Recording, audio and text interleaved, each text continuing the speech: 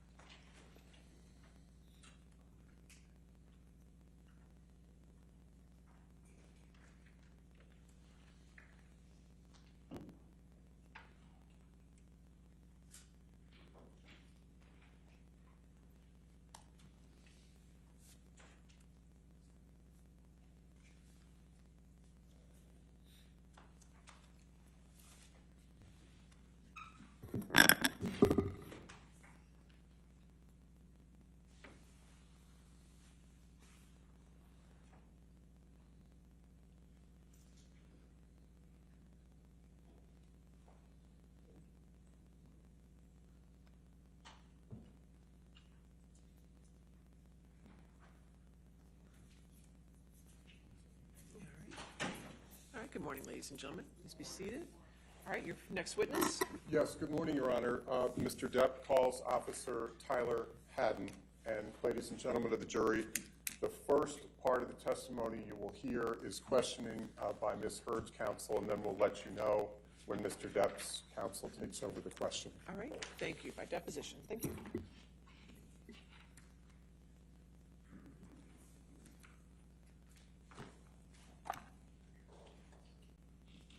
Please state your name and your business address.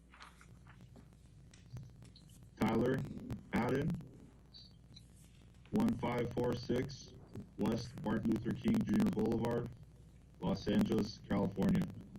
Sir, what is your occupation? I'm a police officer for the city of Los Angeles. And how long have you been a police officer with the city of Los Angeles? Approximately 5.5 years. Did you serve in any law enforcement capacity prior to coming to the LAPD? No. When you said approximately 5.5 years, do you recall approximately you started employment with the LAPD? Approximately November of 2015. Did you attend the police academy prior to November 2015, or did you attend it after you became employed by the LAPD Your in Honor, November of 2015? Could we turn I that began the volume? academy in 2015, that November. That volume's a little loud. Thank you. And how long were you with the academy? Approximately 6 months. And when did you start as a patrol officer with the LAPD? 6 months after November. Can you recall your date when you started patrol? I don't recall the exact date, no. And that would be end of May of 2016? Correct. And was the first training officer that you worked with on patrol Melissa Syons? Yes. Question, when did you first have body-worn video assigned to you? I'm not sure of the exact date. Approximately when? Approximately 3 months into working patrol. So maybe during the summertime. The summer of 2016? Correct. When you started working with Melissa Syons as your training officer, did Officer Syons have body video? Not at the time I worked with her. How much training did you have on domestic violence while you were at the academy? I don't recall the exact amount of time. Approximately how much? 20 hours, approximately. So just to make sure that I understand, because we have a few disjointed questions and answers. So it was your understanding as of May 2016 that if you answered a call for domestic violence and there was evidence of a crime, even if the victim did not want to press charges, that you had to take a report. Is that correct? If there's evidence of a crime, yes. So your best recollection today is that you had been on patrol as a probationary officer somewhere between a week and 3 weeks before answering the May 21, 2016 domestic violence call at Eastern Columbia building. Is that correct? Correct. Do you recall any of the other incidents that you reported to that evening of May 21st, 2016? No. At all? Any part of them? Nope. So this was new for you working with Officer Syons, is that correct? Correct. And as the probationary officer, then you would defer to Officer Syons, is that fair?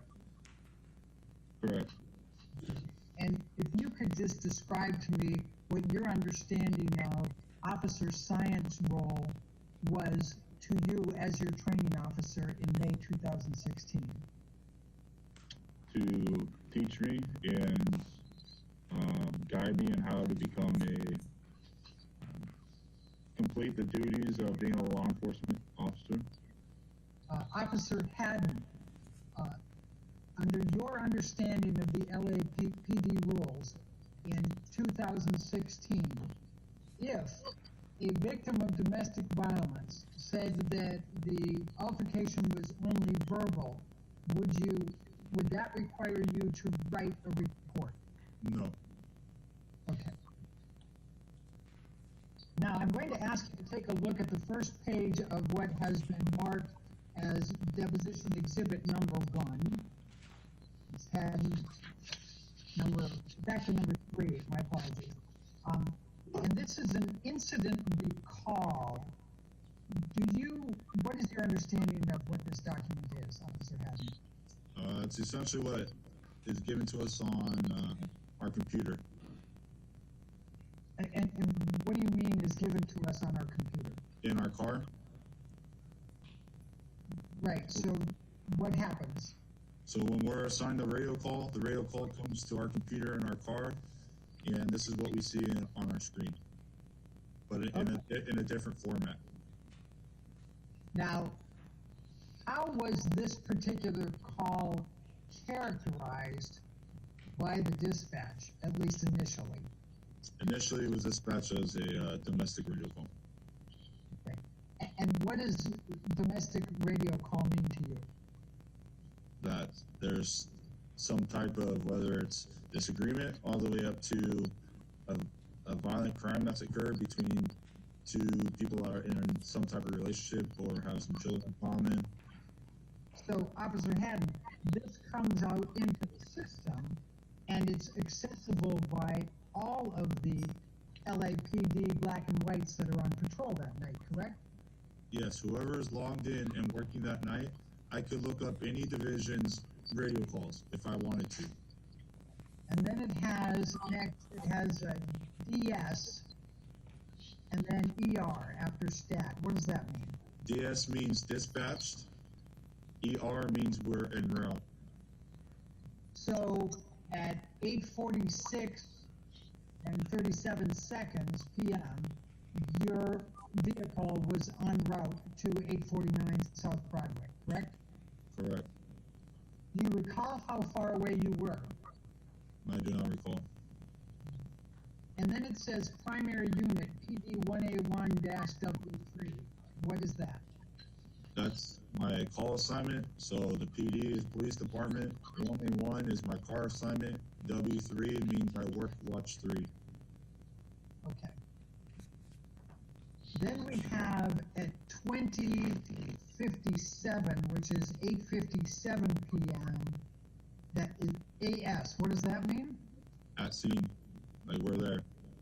All right, so you arrived at the scene at 8:57 p.m., correct?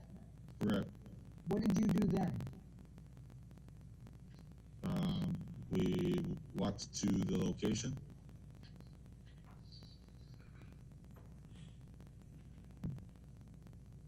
Do you recall anything that you did before you went up to the penthouse? We walked in and met with security who showed us where the elevator was. Did you do anything else? Not that I recall. But your best recollection is that you went in, you talked to security, and then you went on an elevator, is that right? Yes. Do you recall what time you arrived at the apartment, the penthouse? No, I don't recall. All right. Then your next entry here is 21:22. So that would be 9:22 p.m. and 57 seconds? Yeah. Met with victim, checked lock, verified husband left location, victim advised verbal. Do you see that? Mm-hmm. Who wrote that? That's what we write when we put the comments of the call of what happened in the radio call. That's what we wrote. So do you recall whether that was you that wrote that or Officer Science? I don't recall who wrote it. All right. And so you were back in your vehicle by 9:22, is that correct? Approximately, yeah. Well, if you wrote this at 9:22, would it be fair to say you were back in your vehicle writing this? Yes. Okay. Now, did you take a report? We issued a business card. I asked, did you take a report? No, Why not? because the victim didn't request a report, and during our investigation, we revealed that we needed to take a report. So, who decided to use the words victim advised verbal dispute? Whoever created the comments of the call used the word victim. Whoever gave the comments of the call used the word victim. So I don't know who that was. And I'm even more specifically asking who chose the language advised verbal dispute. It was either my partner or I. I don't recall who. Now, what is the significance of writing down verbal dispute? We're writing what happened, what we believe is happening, and what our investigation revealed. But you were not present at any time when Ms. Heard discussed whether there was any type of verbal argument. Is that correct? Was I there? Yes. Was I speaking to her? No. Was there any discussion of verbal argument in your presence when you were up in the penthouse investigating? Not that I recall. You did not hear Ms. Heard say that it was only a verbal dispute, correct? I did not. Now, I asked you a little earlier if it's a verbal dispute, whether that triggers having to write a report, and you indicated that it does not. Am I accurately characterizing that? Correct. Okay. Now, here, in addition to the victim advised verbal dispute, says, and refused to give any further information. You see that? Yes. Question, okay, so if the victim does not want to press charges and advises that it's a verbal dispute, then that would not trigger you writing a report. Is that your understanding of LAPD? Policies and procedures on domestic violence at that time. Correct. There were other circumstances that were also within this incident as well. What do you mean by that? During our investigation, we had other reasons to believe that this was true. I'm sorry, during your investigation, you had other reasons to believe what was true. That it was a verbal dispute. And what did you have during your investigation that created in your mind evidence that it was only a verbal dispute? After discussing the investigation with my partner at the scene, the Ms. Heard refused any medical treatment and had no visible injuries. There was no sign of struggle, and the victim, the witness that was there that I spoke with was uncooperative as well. Anything else?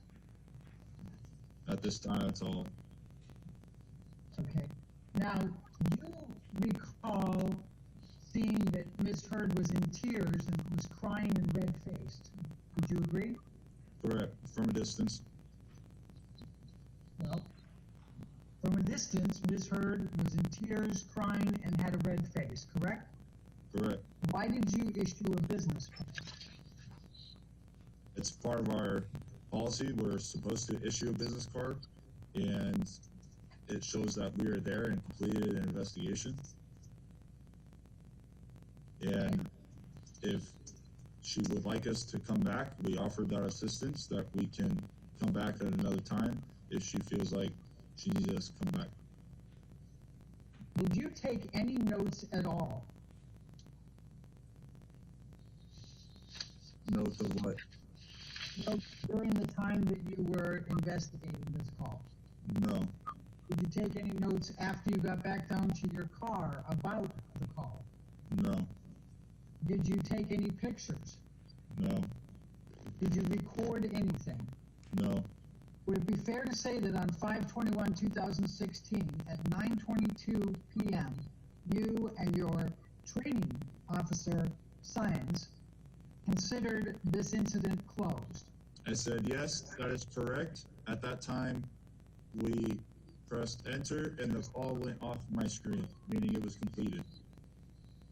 Did you ever have anything come up on your screen again relating to this incident that evening?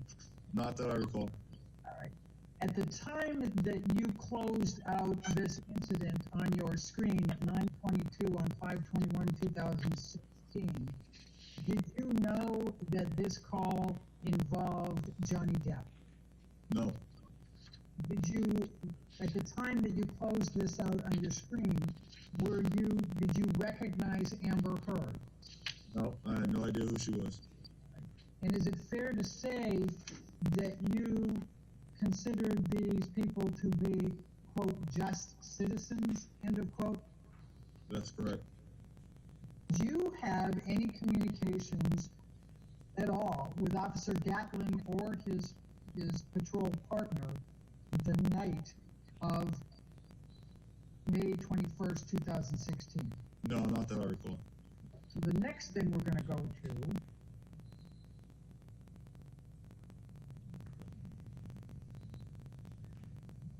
is the Cad Summary, which is at page 12 of exhibit number 3. And this is a Cad Summary report, and it also has the name DFAR report at the top, and it's for 5/21/2016, and says specifically Officers Haddon and Officer Sines. Do you see that? Yes. Typically, when you would arrive for your shift, was there a period of time that you would do things maybe at the precinct or whatever before you get into your vehicle and log on and go forward? Yes. All right. What typically would you do back in 2016? I would change, put on my uniform, and then I would have a roll call where we'd be given our assignments, and then we would stand in line and check out our equipment and check out our car, and then we have to go put our equipment in the car, and then wash the car, vacuum the car, gas the car, and then go and find out if there's any radio calls pending. Okay. And so, how long would it typically take for you to do all those things, from putting your uniform on through the time you start checking for radio calls? I'm not sure, approximately an hour. Right. How many people, how many police officers, patrol officers were part of that roll call? I don't know the exact number. I would say approximately 30. Okay. And when you said you had to stand in line to check out your equipment, was it all 30 of those patrol officers that would get in line and check out their equipment? Yes, and supervisors. Okay. And what equipment were you checking out that night? A shotgun, a less lethal shotgun, mics for our cameras inside the car, pouches for our mics, batteries for our radios, keys for the cars, taser.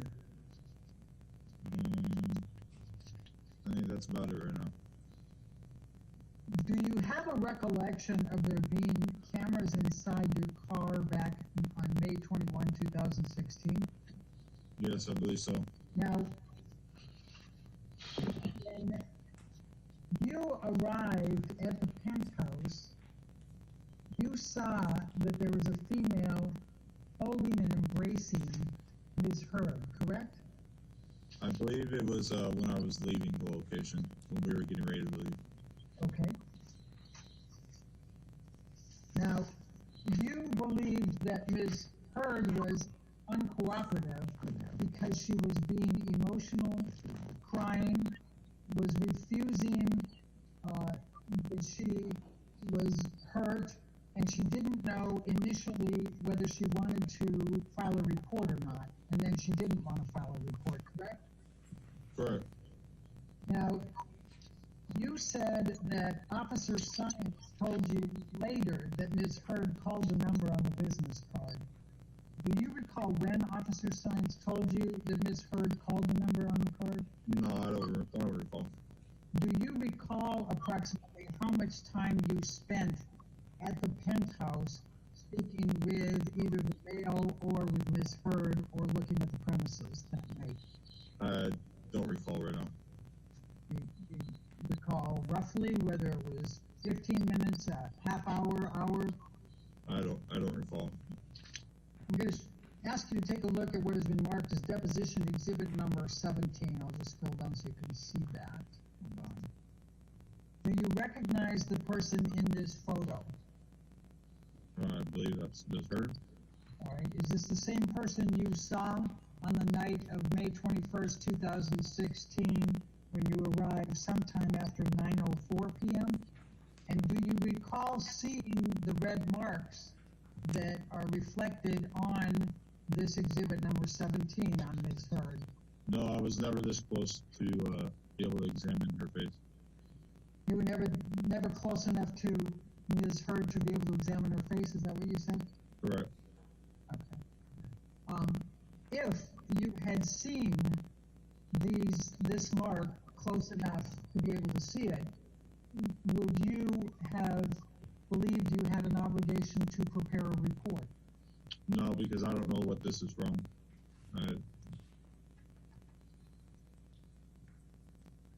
Would you agree it's a red mark on her face? Yeah. I'll ask you, From what I saw was red from her crying. There was no red marks from any other thing that was consistent with her crying.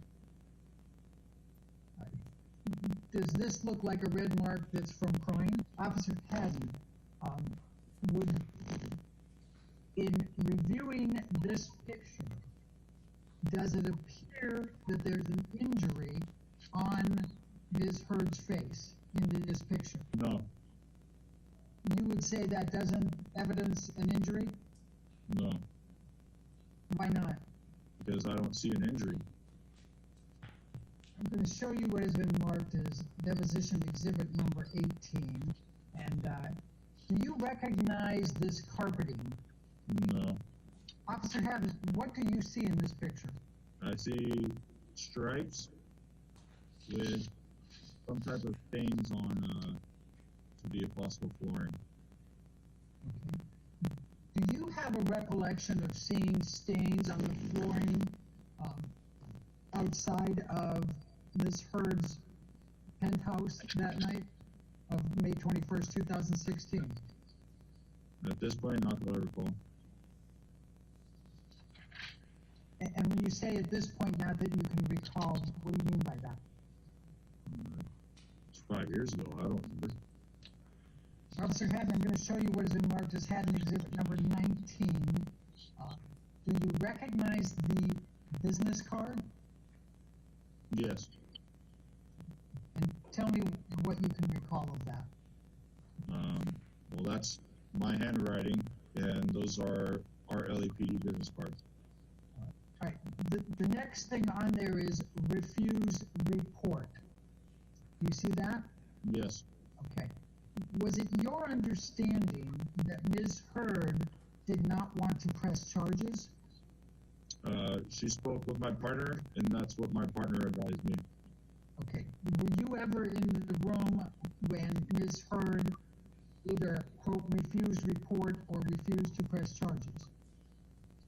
I believe we offered her one final chance before we gave her the business card if she needed medical treatment or a report, and she declined at that time, and that's when we issued this business card. And what did you mean by report? An official investigative report. Is that the victim's choice to write, whether you write an official investigative report? Yeah, a citizen can ask for a report for anything essentially with LAPD. But do you have an obligation as an LAPD patrol officer to write a report if you see injuries or property damage? If there's evidence of a crime, yes. And when you say if there's evidence of a crime, would injuries and property damage constitute evidence of a crime? If there's evidence of a crime, yes. Okay. Is there something different about what you're saying than what I'm asking? Well, I'm trying to understand when I say if you see evidence of injuries and property damage, is that evidence of a crime in your mind? Yes, if the person didn't do it themselves. I mean, I can damage my own property and it's not a crime. Okay. Did you have any reason to believe that Amber Heard created any injuries to herself or to the property at the time you were there on May 21st, 2016? No, because I don't recall seeing any damaged property or her obtaining any injuries or having visible injuries that I saw. Now, it says, advised can call at later time if changes mind. What, if any, discussion did you have with Officer Symes about what that meant? Well, what that goes with what I said earlier was a citizen can make a report about anything at any time. It's called an investigative report or just an incident report. So if she wanted a report, then she calls back and we'll take a report. But at that point, you have already written into your system that the victim advised verbal dispute only, correct? Correct. And you did not write a report or take pictures or create any kind of record, did you, of anything that transpired there? Just the business part. I'm going to ask you, Officer Haddon, to take a look at what has been marked as Deposition Exhibit number 24. Do you recognize the person in this picture? Miss Heard? Well, do you recognize her as Ms. Heard? No, I have no idea who she was. Do you recognize the person in this picture on Haddon Exhibit number 24 as the person who was the subject of your and Officer Symes reporting to the Eastern Columbia building that evening? Correct. All right, so let's go to Exhibit number 24. And what do you see in this picture with respect to whether there is any injury depicted on Ms. Heard? I see a female white, fair skin with pink cheek. I'm sorry, with a what? Pink cheek and pink eyes. All right. Do you recognize that as a potential injury on her face? Knowing what our investigation revealed, no, that pink's consistent with Brian.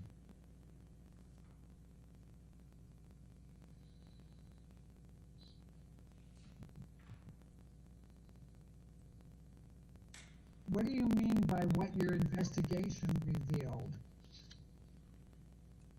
That it was a verbal dispute. And she refused that she had any injury.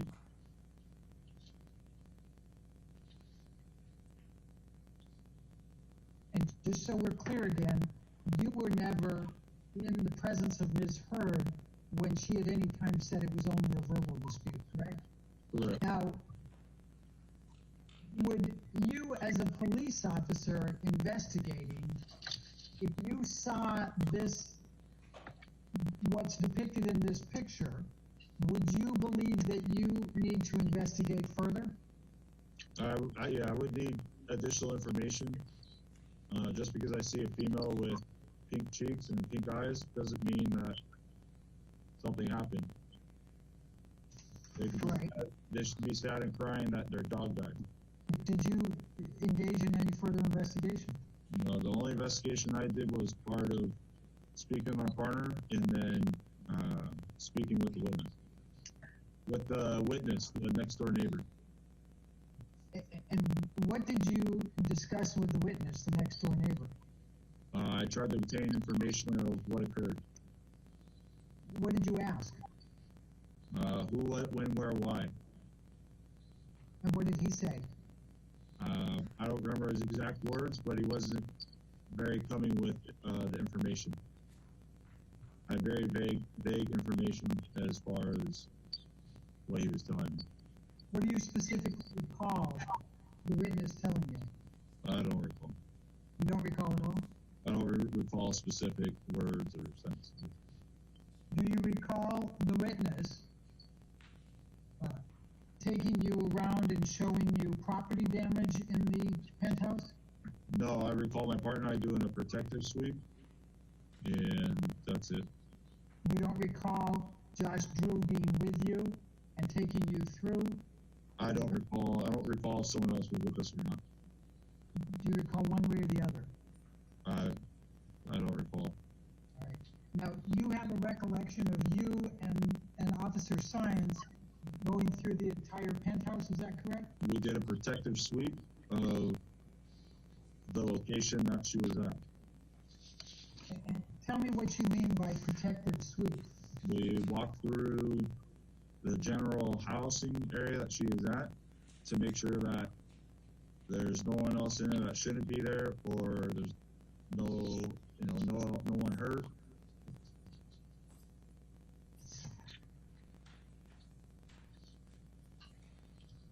Do you recall how many rooms you went through? No, I don't. I'm gonna ask you, the officer having to take a look at number 25. You recognize this as Ms. Hurd? Yes. All right. And do you see any injuries depicted on this picture?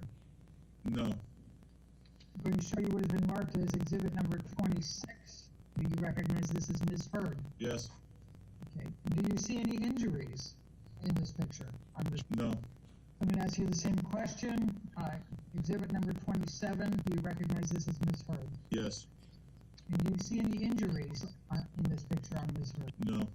I'm going to ask the same questions. Officer Haddon, I'm going to ask you to look at Haddon exhibit number 28. Do you recognize this as Ms. Hurd?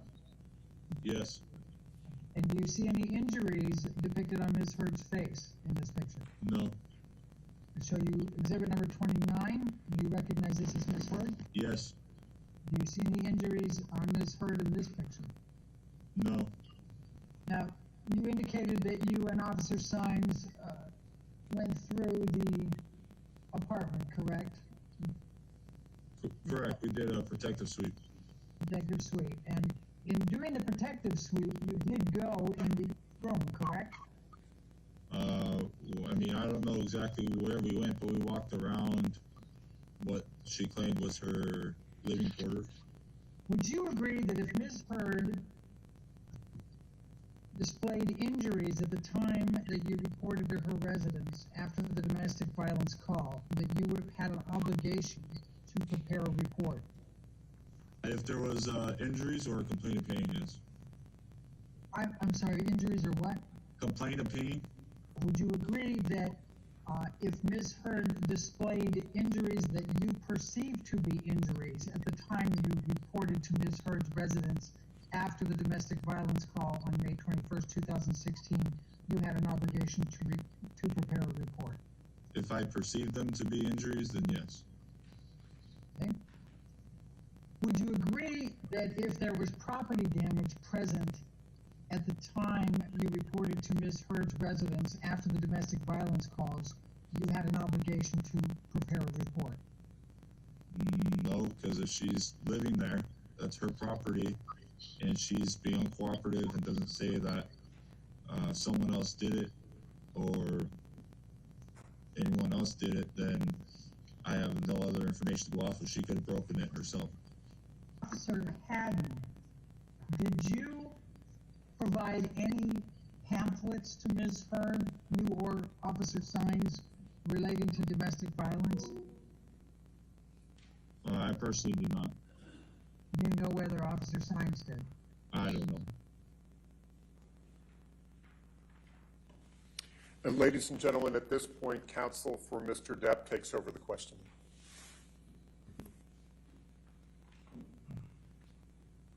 Did you see Ms. Heard's face on the evening of May 21, 2016? Yes, On how many occasions did you see her face?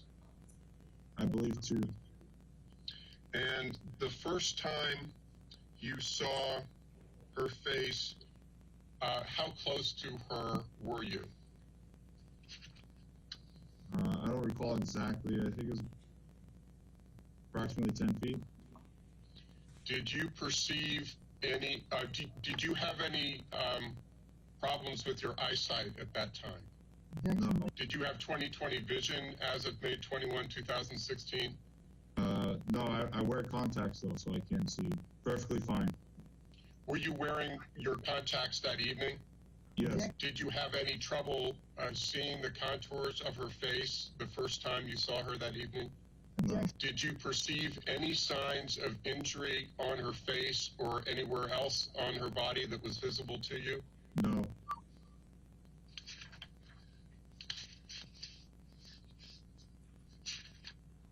For how long a period did you view her face the first time you saw her that night?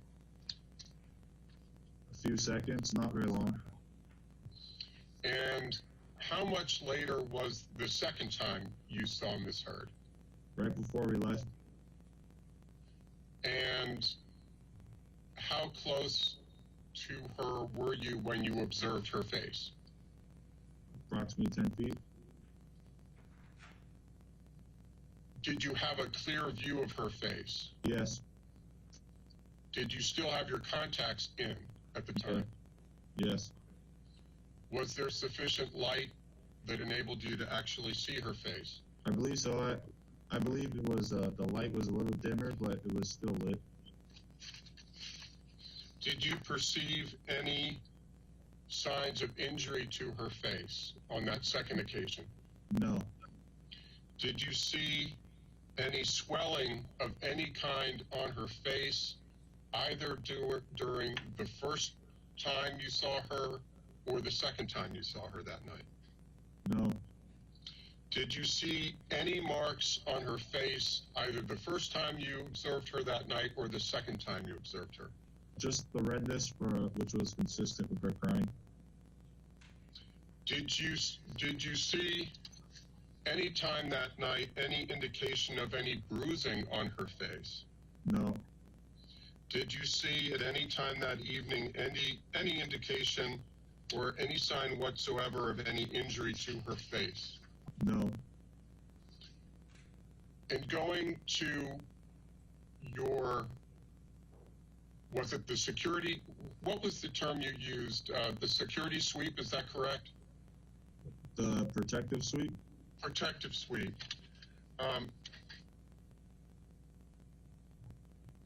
During your protective sweep, was your access barred to any part of the penthouse?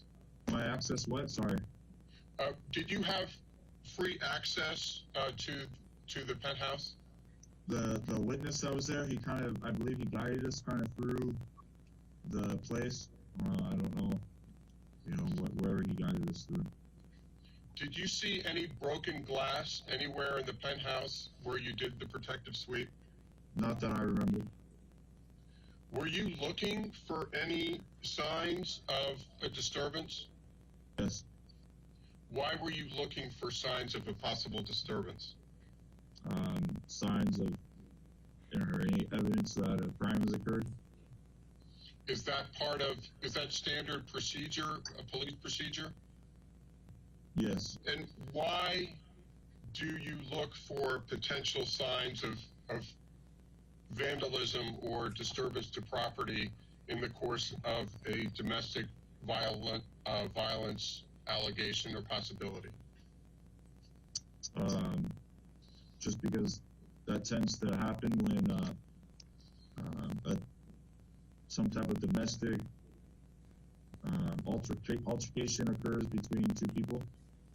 Did you see any sign of any kind of property damage or vandalism that evening? Not that I recall. Did you see any signs of spilled wine on the floor? Objection. Not that I recall. If they were visible or a complaint of pain. Do you recall some questioning from Ms. Heard's counsel, Ms. Bredehoft, about a man who led you through the penthouses on the evening of May 21, 2016? Yes. Did you describe him as uncooperative? Yes. Let me ask another question. Was he cooperative with your inquiries that evening? No. What do you mean by that? I attempted to gather information of who the husband was, and what occurred, and where he possibly went, so we could interview kind of all the different parties. And he wouldn't even give me a name of who the husband was. And how long did you interact with that person who in fact is Josh Drew? I'd say approximately 5 to 10 minutes. Did he report to you in words or substance that any domestic violence had occurred? I don't recall any exact verbiage he said. Did he report to you in words or substance any vandalism? No, not that I recall. On the evening that you and your partner got a call to the penthouse on May 21, 2016, were you and your partner in a particular hurry to close out this incident? No. Were you willing to stay as long as was necessary to resolve the matter? Yes. Would you generally take notes for a verbal dispute only? When we disable the call and we get rid of the call, we leave our comments of what occurred and what we did in that call.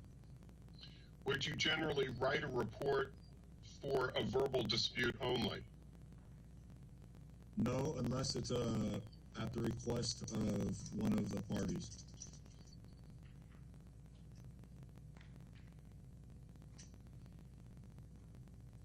When you were typing in your computer to add text to a call, is it common to refer to the focus individual in the call as a victim, whether a crime has been committed or not? Yes, because that's how the call was broadcasted and created.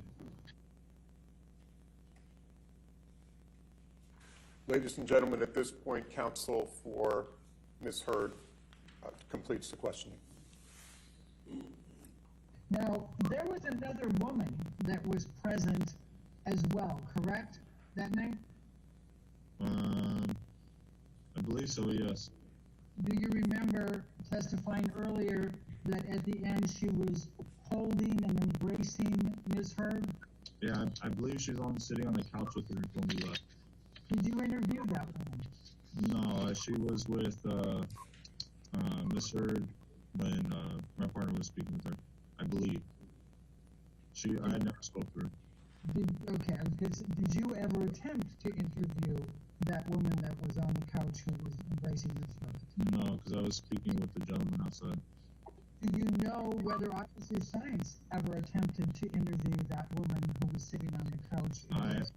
I'm unaware. Okay. Now, let's go back to the description that you gave, and you responded again to it with Mr. Chu, that she was crying and had a red face, and you said the redness was consistent with crying. Do you recall that? Yes. Okay. Why was she crying? I don't know. That's a great question. I don't know why she was crying. Did you ask her? I personally did not, because my partner interviewed her. Then when you downloaded with your partner later, did you ask Officer Science why Amber Heard was crying? No, my partner never advised me. She spoke with her while I was speaking with the gentleman. Do you recall that you testified that there was another woman who was embracing Ms. Heard on the sofa at the end of your visit? Yes. Do you recall asking why she was embracing and holding Ms. Heard? Why did you not ask either the other woman or Ms. Heard why the woman was embracing and holding Ms. Heard? Why I did not is because we were trained in the academy to separate the parties and to try and attempt to build a rapport with the individual we're speaking with. Therefore, it was two females and my partner was female, so therefore my partner spoke with the females. Would it be fair to say you deferred to Officer Sines to conduct any type of investigation with both Ms. Heard and the other woman who was embracing her? I know my partner spoke with Ms. Heard. I am unaware. I cannot testify if she spoke with the other female. When you said you learned at the academy to divide up the parties, was it your understanding that parties meant the victim and the suspect? All parties. Do you know whether anyone made an attempt to divide up the woman from Ms. Heard, the woman that was embracing her? I am unaware. Okay. Now, the redness that you said was on Ms. Heard's face when she was crying and emotional, could it also have been consistent with injury? I do not think so. I perceived it as redness from crying. Did you consider whether the redness on the face might be from something in addition to crying? No, I did not.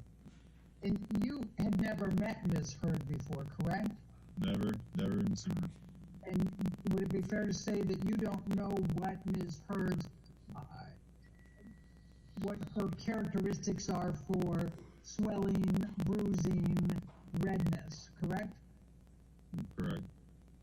I'm going to ask you, Officer Haddon, to look at what has been marked as Haddon Exhibit number 8, and it's from the Office of the Chief of Police, and it's dated November 24, 2014, and the subject is Domestic Violence Supplemental Report, Form 15.40.02 revised. Do you see that? I do. This was provided to us by the LAPD in response to our document requests.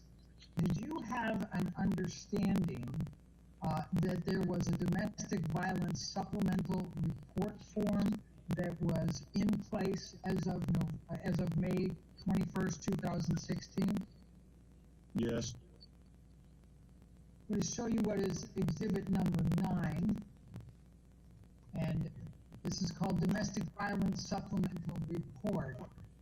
And it is something, is it your understanding that the police officer fills this out? Yes, so we filled out. Okay. Do you recall whether you had filled out this supplemental report at any time prior to May 21st, 2016? I don't recall. Now, if we look at the first column on the Domestic Violence Supplemental Report, it has a column that says victim.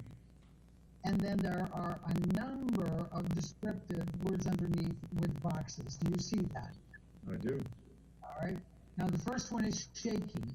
What, if any, observations did you make of Ms. Heard shaking? No, I don't recall.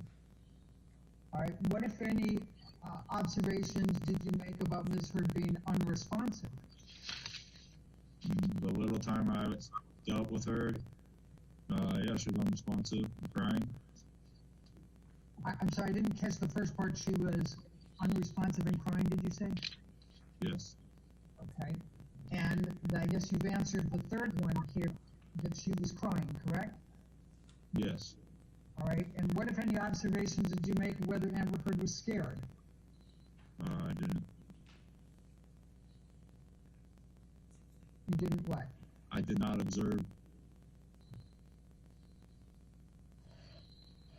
I'm sorry, are you finished with that answer? It sounded like it was a half.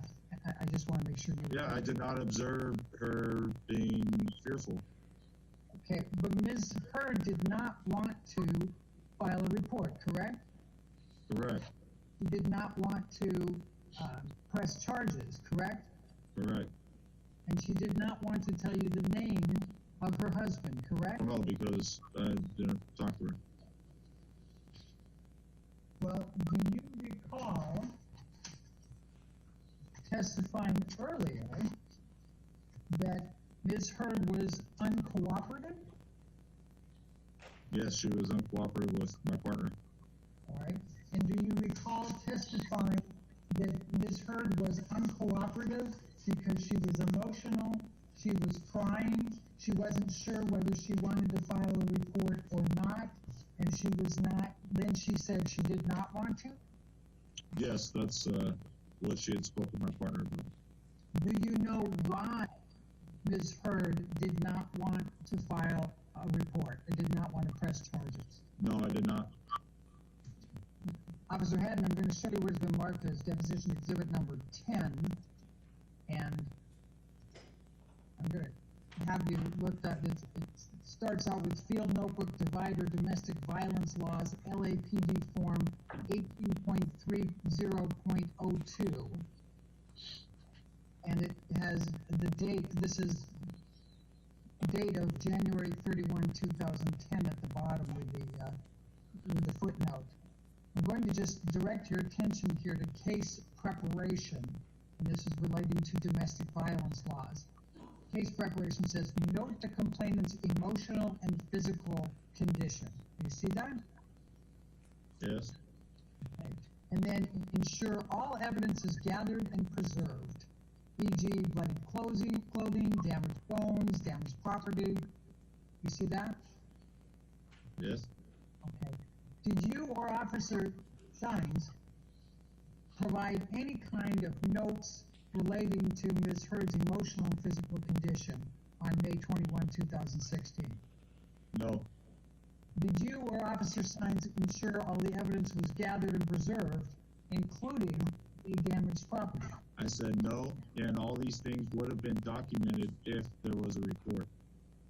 All right, let's go to the next bullet point. It says, ensure photographs are taken of injuries or lack of injury to complainant and accused, both the day of and after.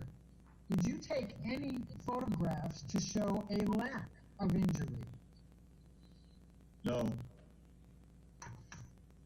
Did you take any photos to show a lack of damage? No. All right. And then this next one is ensure photographs are taken of the scene and damaged property, etc. So I've already asked you that one, so let's go to the next one. Canvass location and interview all witnesses, including children, neighbors, law enforcement.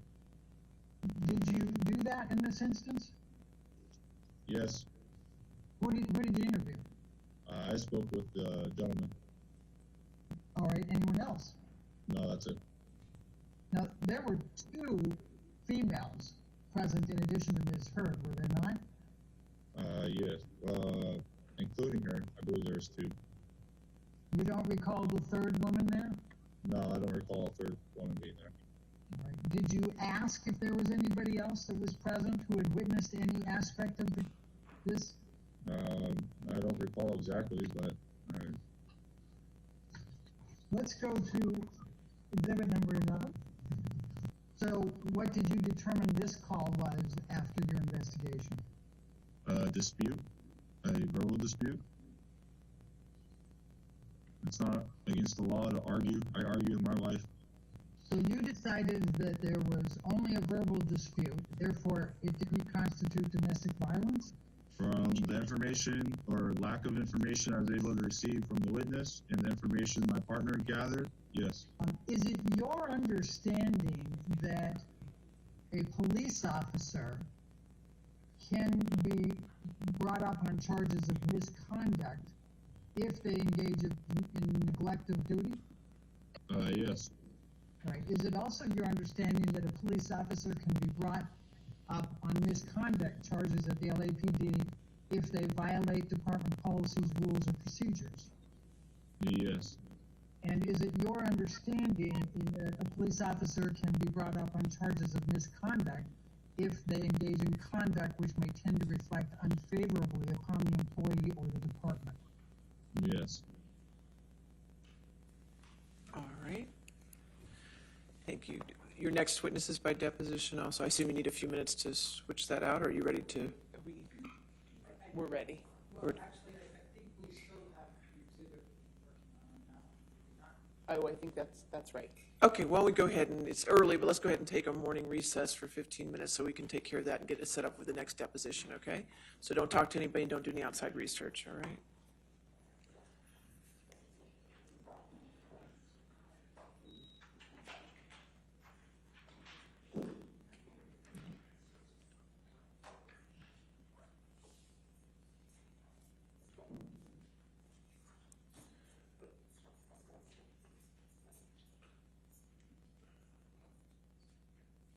All right, which exhibit did you?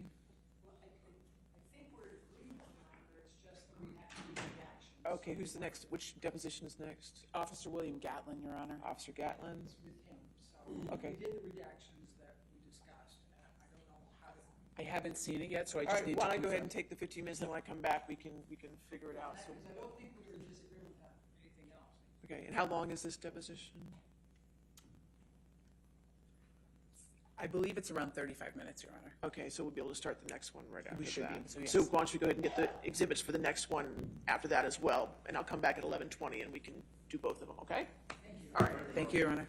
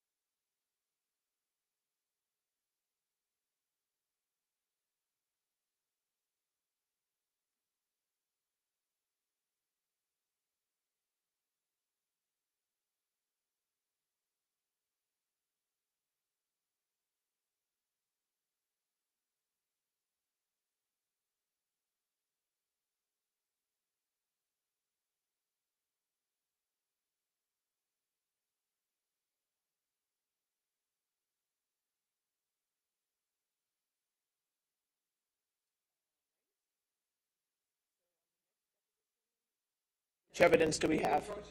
Yeah, okay.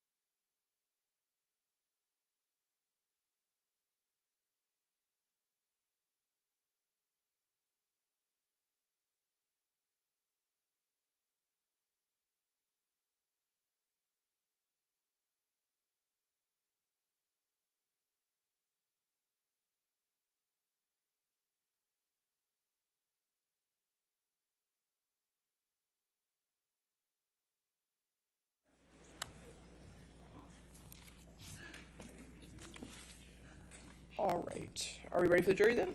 Yes. Okay. Yes, Your Honor.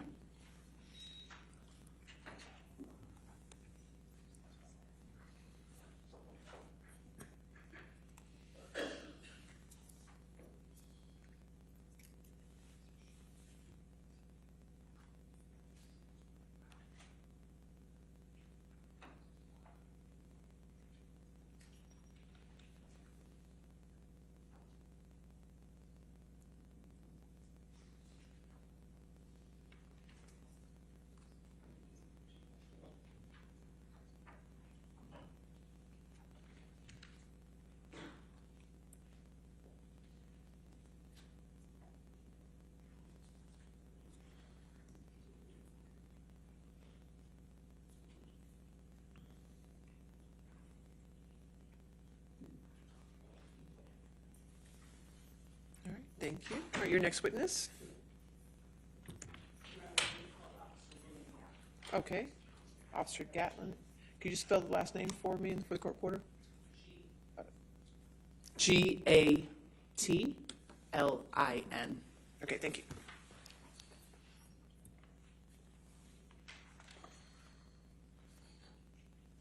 Name and business address for the record. William Gatlin, business address 251 East 6th Street in Los Angeles, California, 90014.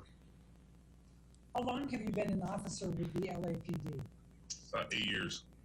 And what is your rank? Police officer 2. Now, your partner on May 21, 2016 was Officer Diener, is that correct? Yes. You were wearing your body cam on Yeah. May 21, 2016? Yes. When were you first assigned body cams? Sometime in 2015, I think. I don't remember. Officer Gatlin, I'm going to show you what has been marked as Defendant's Exhibit Number 6. And I'm going to go ahead and go down to the second page.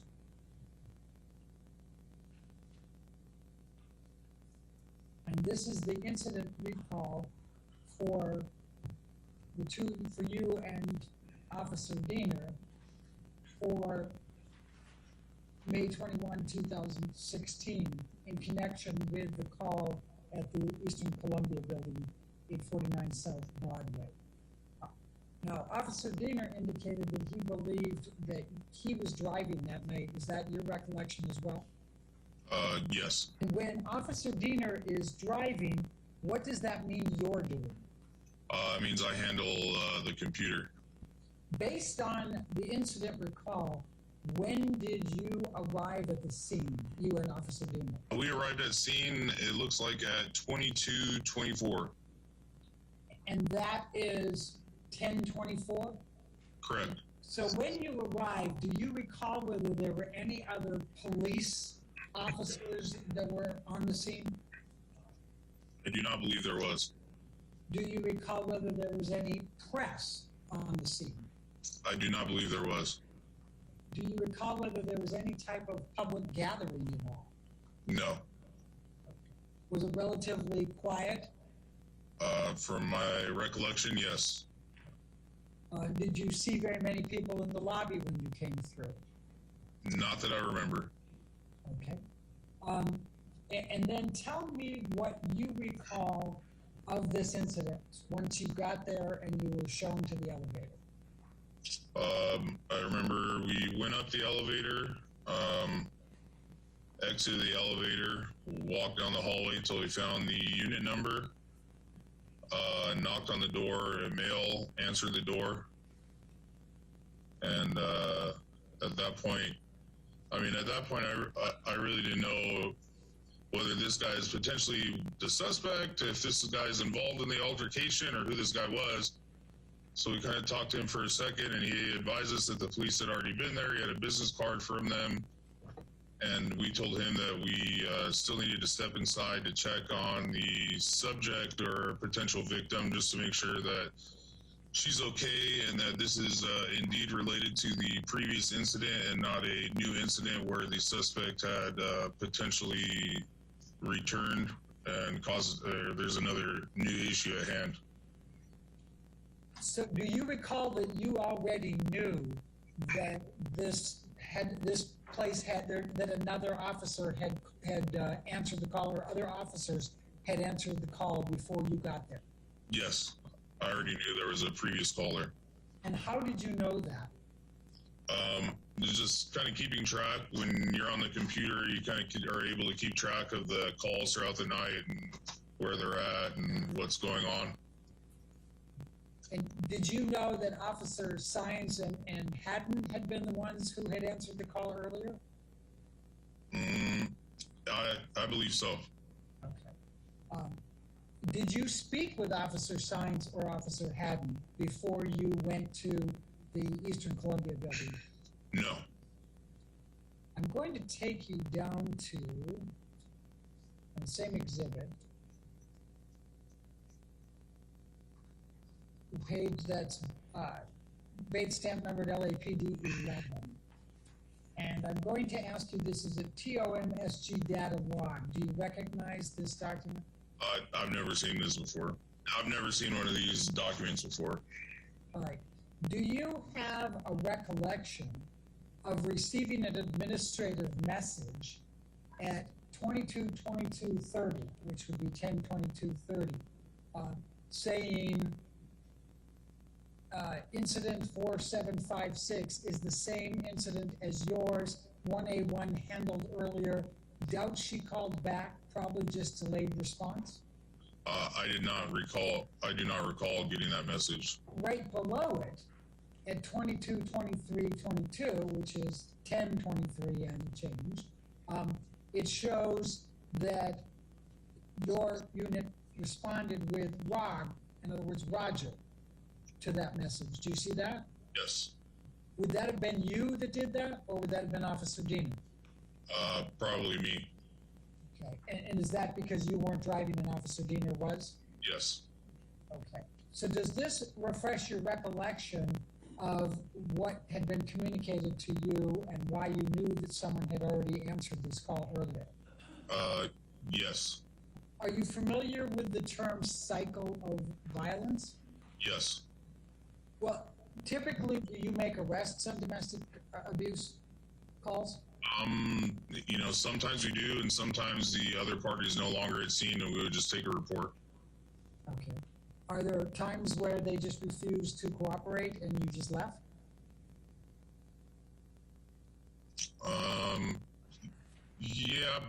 Yeah, there are times like that. You were going to say, but what? I guess like the totality of the circumstance based on just because someone's uncooperative doesn't automatically mean that we'll just leave. If we're, observe some kind of injuries, or if there's a third party witness that's cooperative, that could lean in, where even if the victim's uncooperative, that we would still take some sort of action. Now I'm going to ask you to turn to page 13 here. And this is the Cad Summary report. What, if any, involvement did you have in this? I would be the one that kind of closes out the incidents on the computer. So the writings over to the right of the screen would be what I would type into the computer to close out the call. And so you would have typed in related to previous incident, verbal argument only, checked residence? Yes. Who told you that it was a verbal argument only? Based on the knowledge I had of the previous call, I'm able to see potentially how they closed out the call, and I could have seen it from there. So you could have gotten this from A1A. 1A1. 1A1, yeah, their report, Officer Sines and Officer Haddon, and then just repeated it here. Yes. Okay. Do you have any recollection of anyone in the apartment up in Penthouse 3 saying that there had been a verbal argument only? Not to my recollection.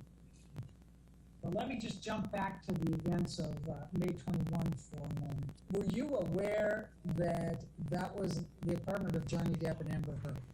No. When did you first become aware of that? I don't remember. Are we talking months, days, hours? It was a couple days. And do you remember how you learned of it? No, I don't. And did you know who Johnny Depp was at that time? Yeah. And were you a fan of Johnny Depp's as of May 21, 2016? I guess I liked a couple of his movies. I don't know. I'm not like rushing out to go see him or anything. I don't know. Are you a fan of Johnny Depp's today? I can remember the last movie I saw of his. Did you know who Amber Heard was as of May 21, 2016? I was aware that there was an actress by the name of Amber Heard, but I was not totally familiar with her or any of her work. When you saw the name Amber Heard on the incident recalls, did it register with you that she was an actress? No. Did you recognize Amber Heard when you came to the apartment on May 21, 2016? No. How close did you come to Amber Heard while you were in the apartment?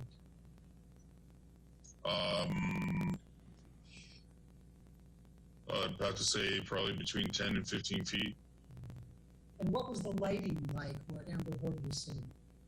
It's pretty dim. Did you ask to see Amber Heard's face in the light? No.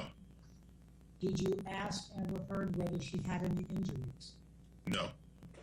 Did you interview any of the persons present about what had taken place earlier that night? No. Why not? Because I was aware that there's a previous call regarding the incident, and the male that answered the door kind of made it clear to us that this is still left over from that same incident, and a new incident had not occurred.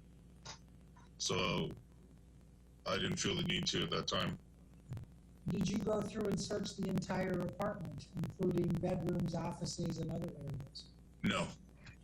Again, why not? So same as I explained earlier, and they were all adamant that her husband was no longer at scene. Did you go into any of the other adjoining apartments? No. You asked where the husband was. Why did you ask where the husband was? Because in the comments of the call, it stated the husband and wife were arguing.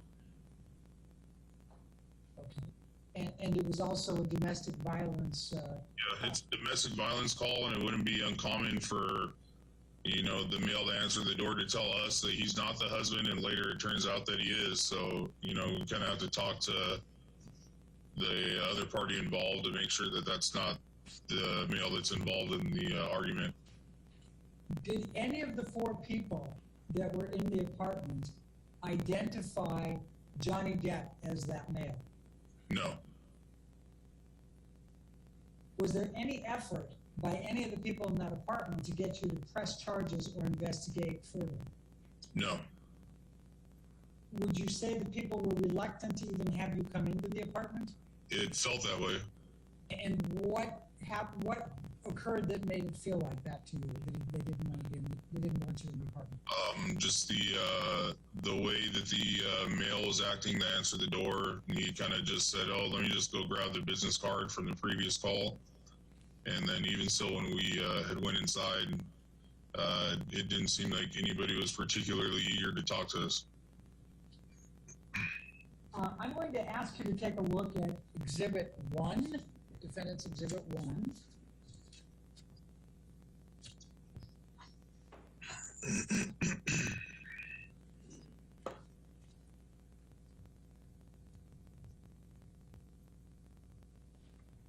And this is the Daily Mail, Mail Online, July 3rd, 2020. And I'm going to go down to the 10th page. What, if any, evidence did you observe when you went to the penthouse on May 21, 2016, that Amber Heard and her friends were attempting to concoct an abuse hoax to set up Johnny Depp? to be accused of domestic violence? None that I can recall. What, if any, evidence did you see of Amber and her friends spilling wine and roughing the place up? None. And what, if any, evidence did you see that Amber and her friends had concocted and gotten their story straight and were relaying them to you when you arrived? None. Did Amber or her friends at any time while you were at the apartment on May 21, 2016, claim that Johnny Depp had committed domestic violence of Amber? Not to me, they didn't. Did you see them do that to Officer Diener? No.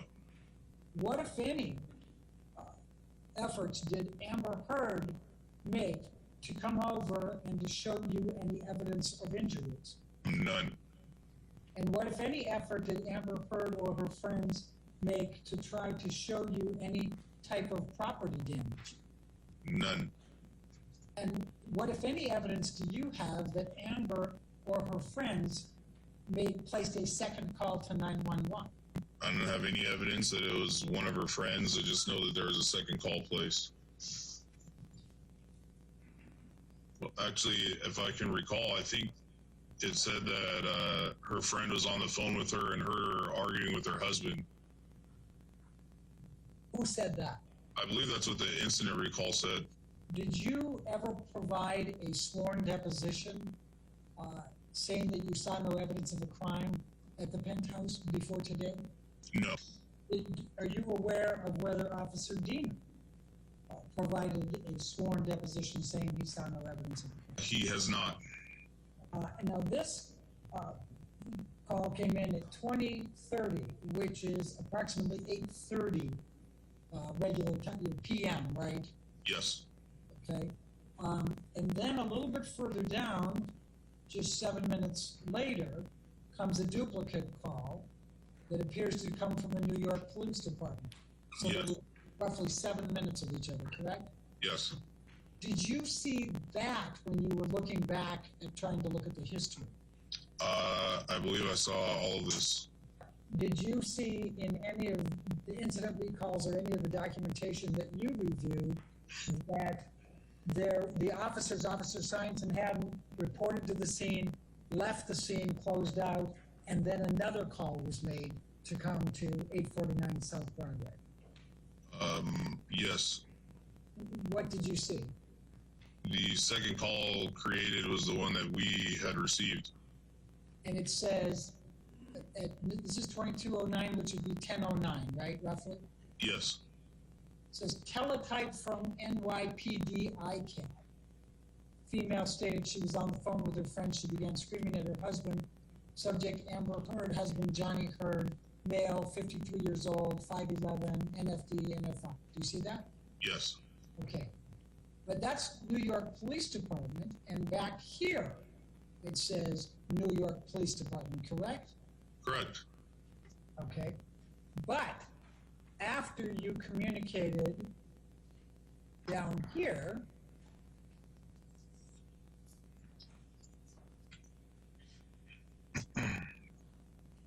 on the administrative text messages, and I'm now on LAPD 11,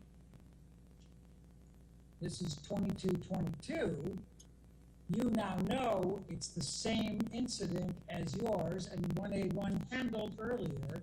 Doubt she called back, probably just delayed response, correct? Yeah, this is just a message from another unit. So, I mean, just because they're basically just sending me a message that it's related, you know, it doesn't mean that it's exactly the same call. By the time you showed up at the door of Penthouse 3 at the Eastern Columbia building, you already knew that Officer Science had handled this call, and you were just double checking to make sure that the perpetrator wasn't there and that everybody was okay, correct? I was aware that Officer Science had handled a call at that location earlier, but it doesn't mean that I treat it as if it's handled already. We still have to get there and speak to them and make that determination that it's not a completely new incident. Okay, and you did that, right? Yes. And you put in the system for this call.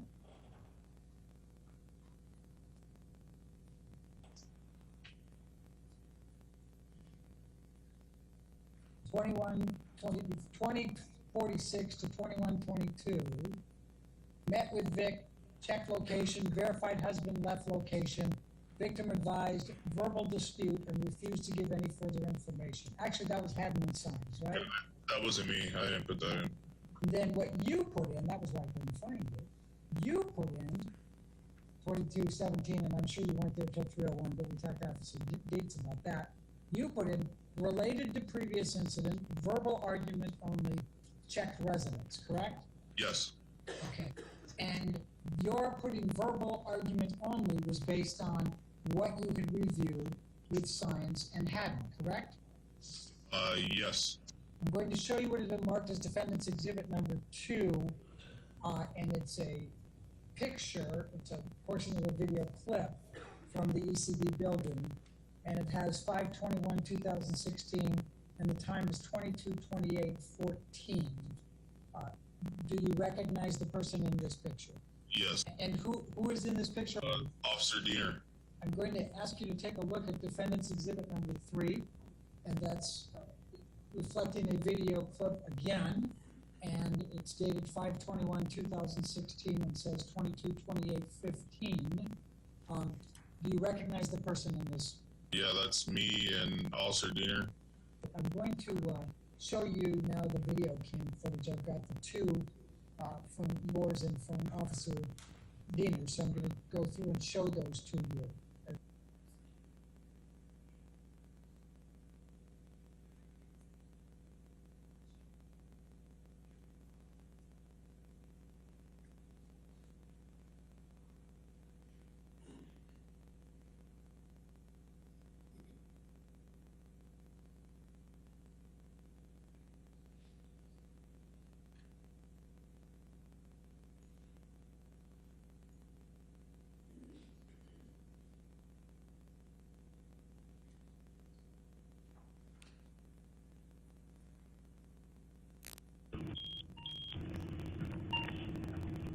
Coffee's hot.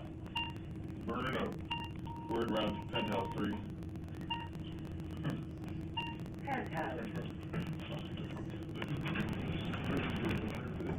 Be advised, we're stepping on onto the penthouse floor.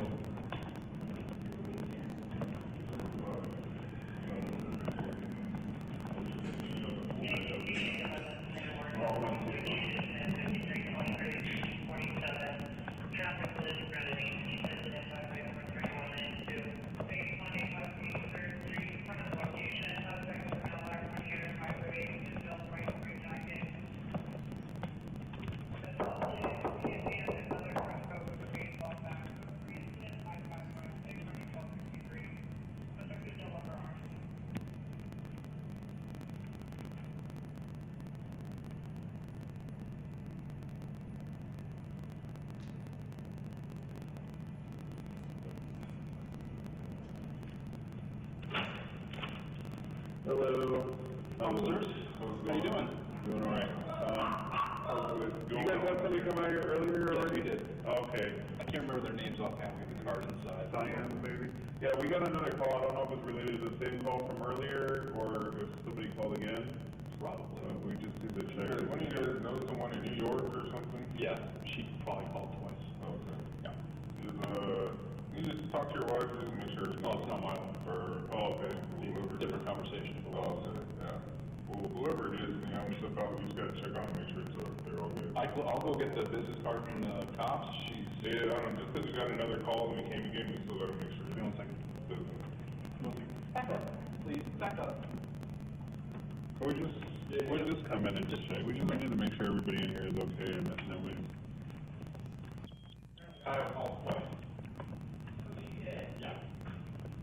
I don't know if she called twice or whoever called, but we just got another notification. So we just need to come in and make sure that everybody's okay. They're all good? Nobody else is in here? No. The other officer came by and checked the apartment and the other apartment as well. Yeah. It must have been like a double call. Okay. Who's Amber? Okay. Johnny is definitely not here. He's not here? Okay. Left probably like 2 hours ago. Okay. Yeah. All right, cool. Everything's all good then? No, it's good. All right. Thank you. Well, if you guys need anything else, just call us back. Okay, thank you very much. Have a good night.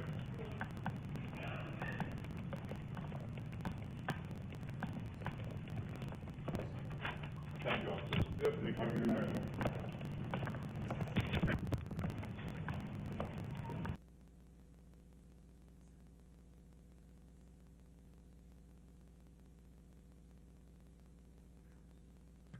So this one is defendant's exhibit number 4.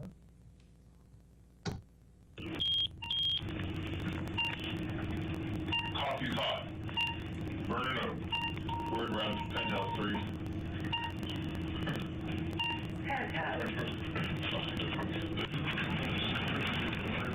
Before we go further, can you show you now that you're putting verbatim and says 22, 28, 15. Do you recognize the person in this?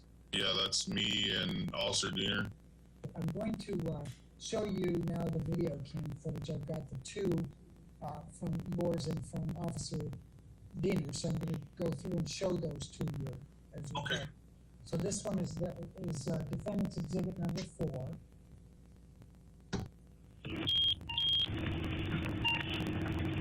Coffee's hot. Burn it up. Word around penthouse 3.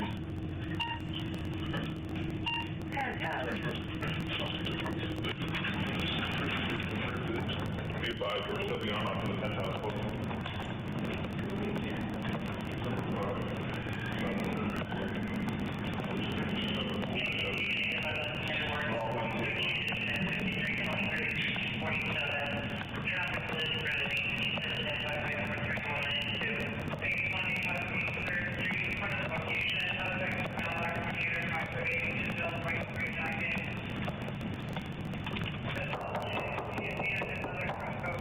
Before we go further, can you tell whether this one is your video cam footage or it is Officer Diener's? This appears to be Officer Diener's. And so that's you over here? Yes. Can you tell whether it's you or Officer Diener that's saying Officer Signs? I cannot tell. Okay. How did you know that it was Officer Signs who'd been there? Because I was aware which unit had responded to the call there, and I knew that she was working that unit. I don't know if it's related to the same call from earlier, or if somebody called again. Probably. We just need to check. One of you guys know someone in New York or something? Yeah, she probably called twice. Okay. Yeah. Can you just talk to your wife or just make sure it's not my one? Oh, okay. Different conversation. Oh, okay. Yeah. Well, whoever it is, you know, step out, we just gotta check on and make sure they're all good. I'll go get the business card from the cops. Yeah, I don't know, just because we got another call and we came again, we still gotta make sure. One second. Now, would you say, and I'll represent this as Josh Drew, and he's already provided testimony. Would you say that Josh Drew was discouraging you from even coming into the apartment or seeing Amber Heard? Yes. Yeah. I don't know if she called twice or whoever called, but we just got another notification. So we just need to come in and make sure that everybody's okay. Yeah. They're all good. Nobody else is in here. No. The other officer came by. All right. Officer Gatlin, can you tell which one of these people is doing the talking, of these 3 girls, women?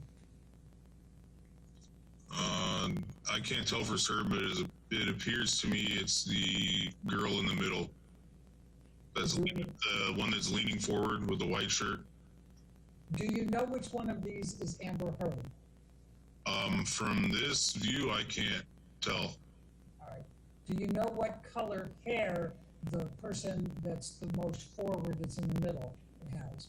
I can't tell from this. Okay. Can you tell what color hair the woman, the furthest right is, it's in front? I can't tell. It looks like her head is in a shadow. Okay. Can you tell what color hair the person that's middle but in the back? No, same. Everything looks like the tops of their heads are in shadows. All right.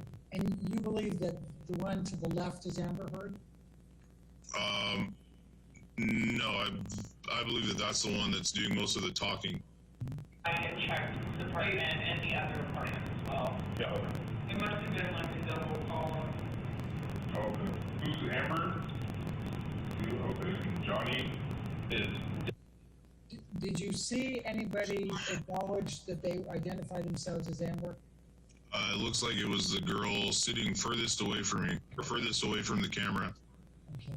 And how would you describe the lighting in there? Pretty dim and dark. You said earlier you thought you were 10 to 15 feet away. How much would you estimate now that you are looking at this on body cam? How far away are you from the three women?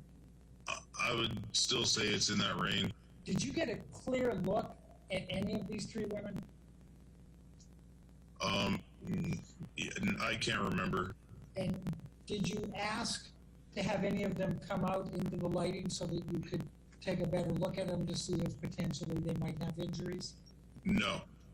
What perception did you have about the level of cooperation of these four individuals with your answering this call? Pretty low level of cooperation. Okay. Now can we bring up exhibit number 5?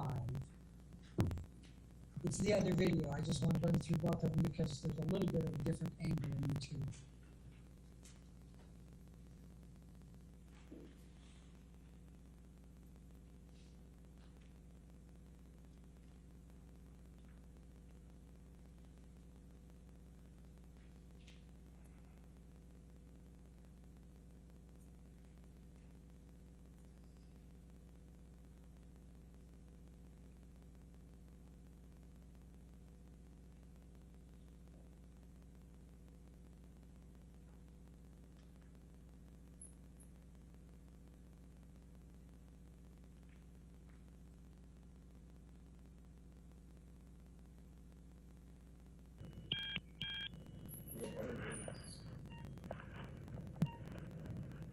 Copy 5. Vernon Oak. We're in route 10 house 3.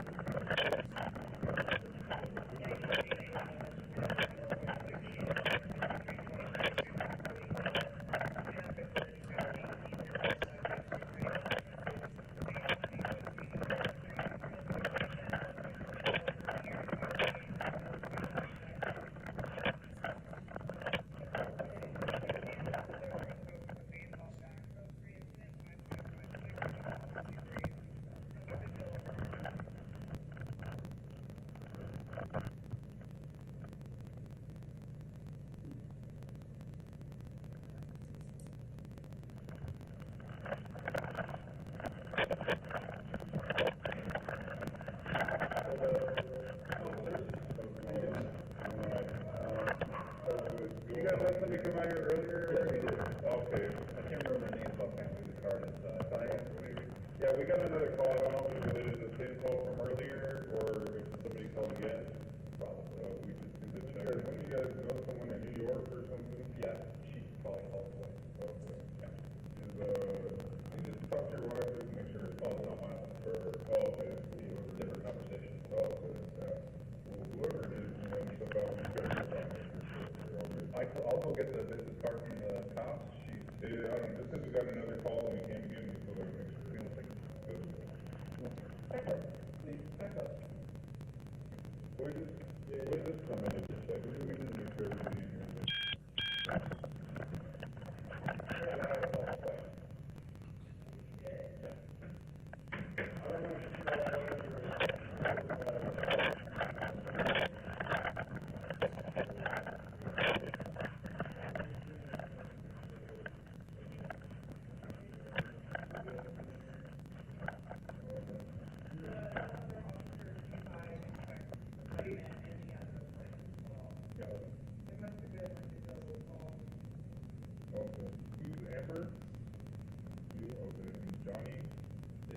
Definitely not here. He's not here? Okay. Probably like 2 hours. Okay. Yeah. All right, cool. Everything's all good then? All right. If you guys do anything else, just call us back. Have a good night.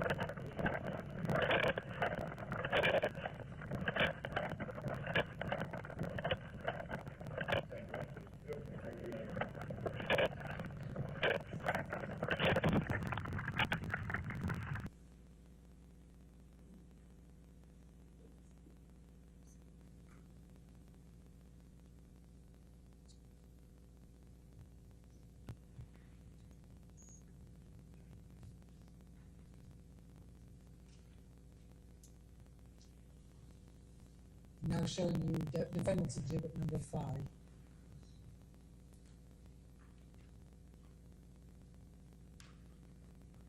And let me just stop you for a minute. Does this appear to be the video cam from your video cam? Yes.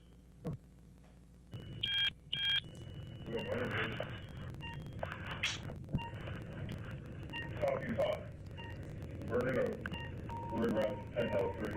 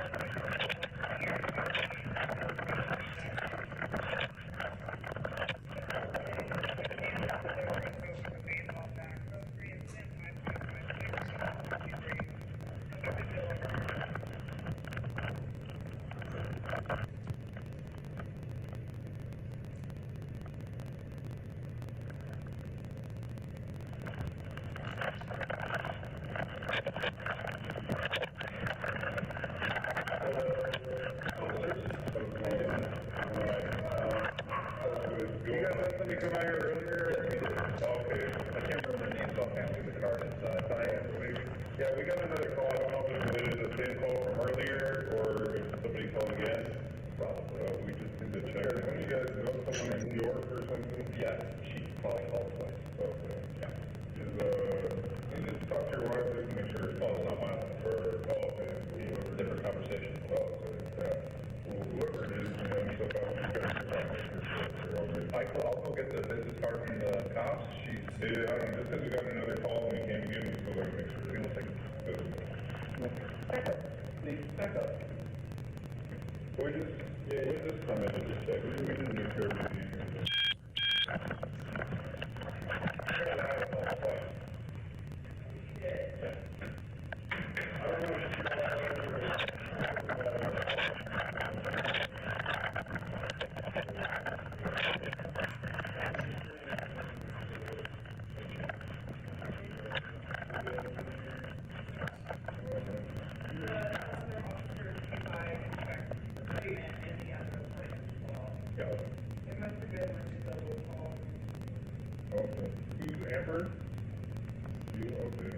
So I'm just stopping here again on these 3 women.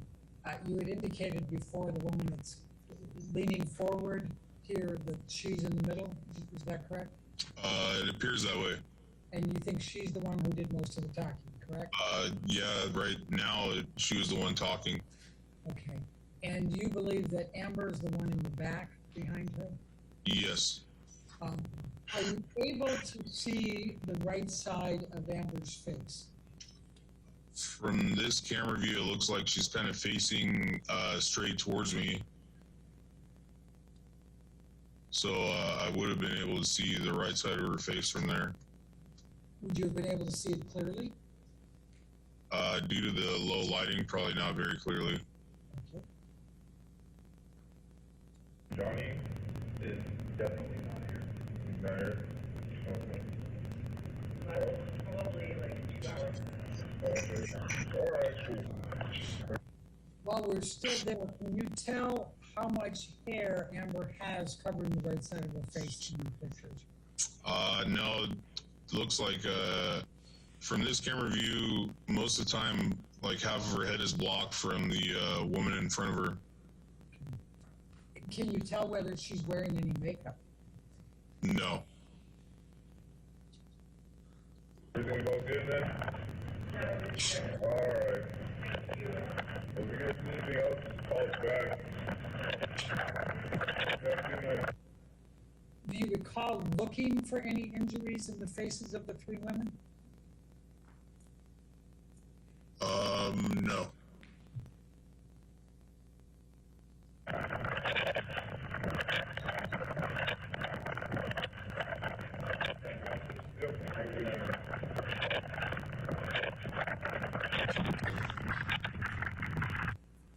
Now, Officer Gatlin, do you recall seeing two dogs in the house?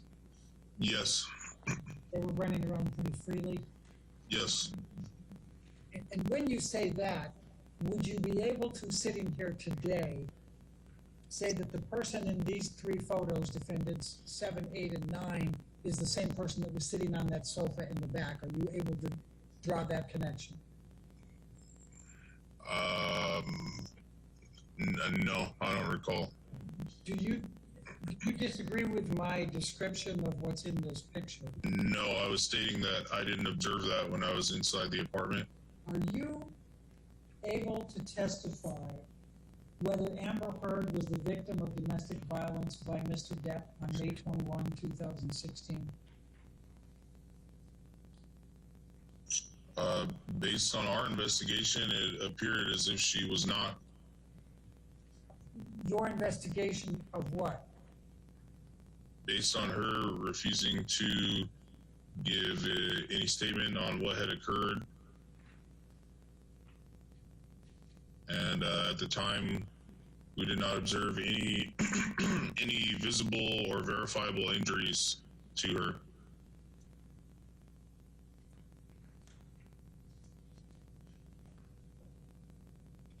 Anything else? Not that I can recall. Right. So did you interview any of the three other individuals in the apartment? No. Did you ask any of the individuals to give you a statement about what transpired? I believe the female that was sitting in the middle of the three told us that everything was fine and that the other officers had already conducted an investigation on the incident prior to our arrival. Did you ask that individual to give you a statement? Outside of that, no. Did you take that individual aside and try to interview her without the others present? No. Why not? As I just stated, everybody there had told us that the officers who had responded a couple hours before us had conducted the investigation, and this is our call is still stemming from that incident, and there had been no change in the circumstance since then. Do you know whether Officer Sines and Officer Haddon took any of the individuals aside and interviewed them? No. Did you at any point ask Amber Heard to come forward and examine her in the light to see if she had any injuries? No. Did you take a flashlight just to see if she had any visible injuries to her face or her body? No. Did you ask Amber Heard if she had any injuries? No. I'm asking whether you're in a position as a police officer to testify under oath that Johnny Depp did not commit any abuse of Amber Heard on May 21, 2016. I don't believe I'm in the position to testify whether he did or did not, because I was not there when the incident potentially occurred. Okay. And you didn't conduct your own independent investigation, correct? Outside of the female telling us that everything was fine, and the male that answered the door that told us that the other officers had already came and talked to everybody, and she told us they checked both the two apartments. So I felt at that time sufficient that As I stated, there's no change in the circumstance from the previous call, so we did not go further into investigation. And that's the extent of your investigation, correct? Correct. Did you do that night on May 21, 2016? Did you do anything other than what we have looked at on the video camera in connection with investigating whether Johnny Depp committed domestic violence with Amber Heard on May 21, 2016? No. Do you know whether Johnny Depp committed domestic violence of Amber Heard on May 21, 2016? No.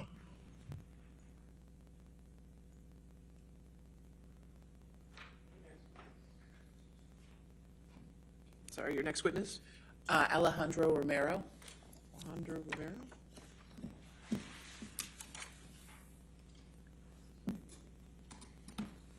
And if I might, Your Honor, this is another one that begins with questioning by counsel for Ms. Heard and later on switches to questioning by counsel for Mr. Depp.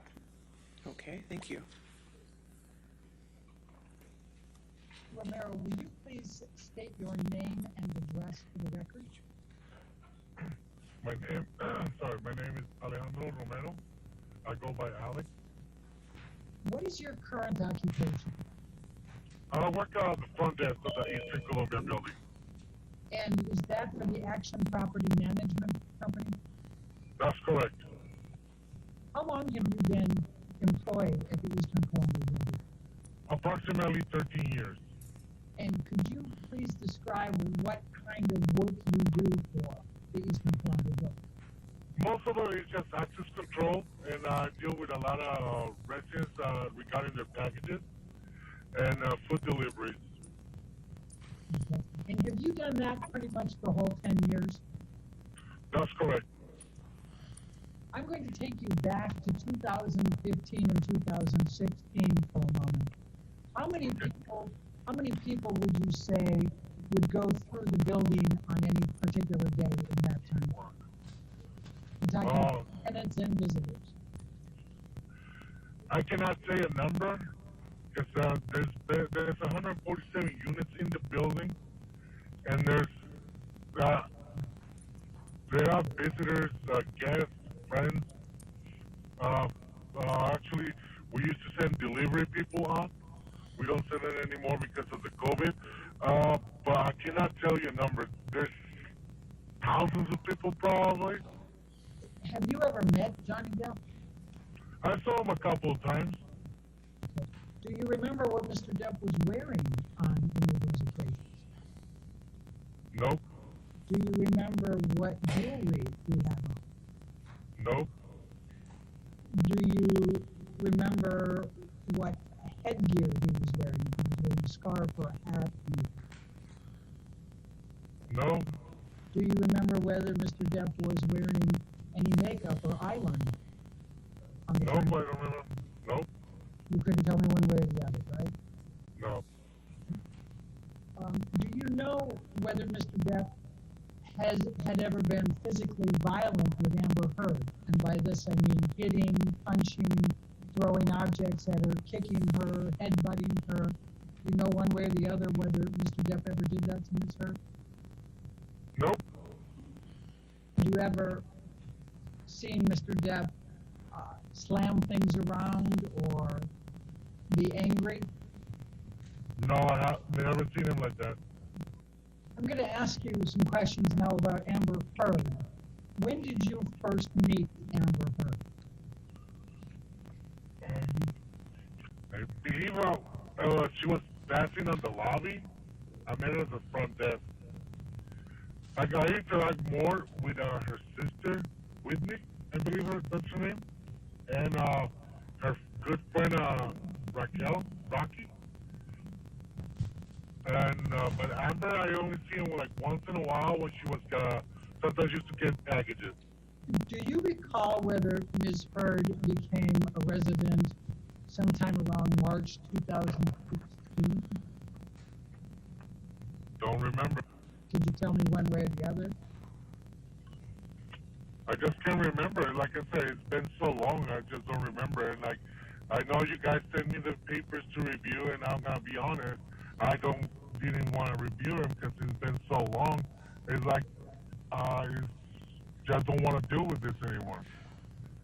Yes, I went through the witness statement, and it's everything that is written there. That's what I said. Okay. That was correct. That was accurate. Okay. That's when I signed it. So during the time between 2015 and 2016, how many times would you say total that you interacted with Amber Heard? For a whole year, I can give you a number. Because it could be like, probably probably saw Amber for 3 times in one day, probably I'll see like 5 times, or probably I will never see him for a whole week. So I don't have, like, there's never been a routine. Okay. How would you describe Amber Heard's interactions with you? Were they friendly? Would she smile at you? Would she talk with you? She was really friendly. She will always smile. But we never had like a interaction as really close relationship, like I do with some of the other residents. She never told me any of her problems. She never stopped by and talked about her personal life. She never did that. They're asking you about a date that you recall seeing Amber Heard on May 25th, 2016. Do you see that? Yes, I do. And you said, probably I just can't remember the days. I've got a really bad memory for dates. Did you see that? Yep. So, Mr. Romero, would you at any time be able to remember what type of clothing Amber Heard was wearing from one of her events? Nope, I don't remember. Would you remember on any daily basis what type of hairstyle she was wearing? Nope. Would you remember on any type of basis what type of bag Amber Heard was carrying? No. Would you be able to say whether Amber Heard was dressed up or casual on any given day? No. Would you be able to say whether what type of makeup Amber Heard was wearing on any given day? No. Would you be able to say, for example, whether Amber Heard had on concealer or foundation on any given day? No. Would you be able to say whether Amber Heard had on blush or powder on any given day? No. Would you be able to say whether Amber Heard had a mascara or eyeliner on any given day? No. How about eyebrow pencil or lip pencil?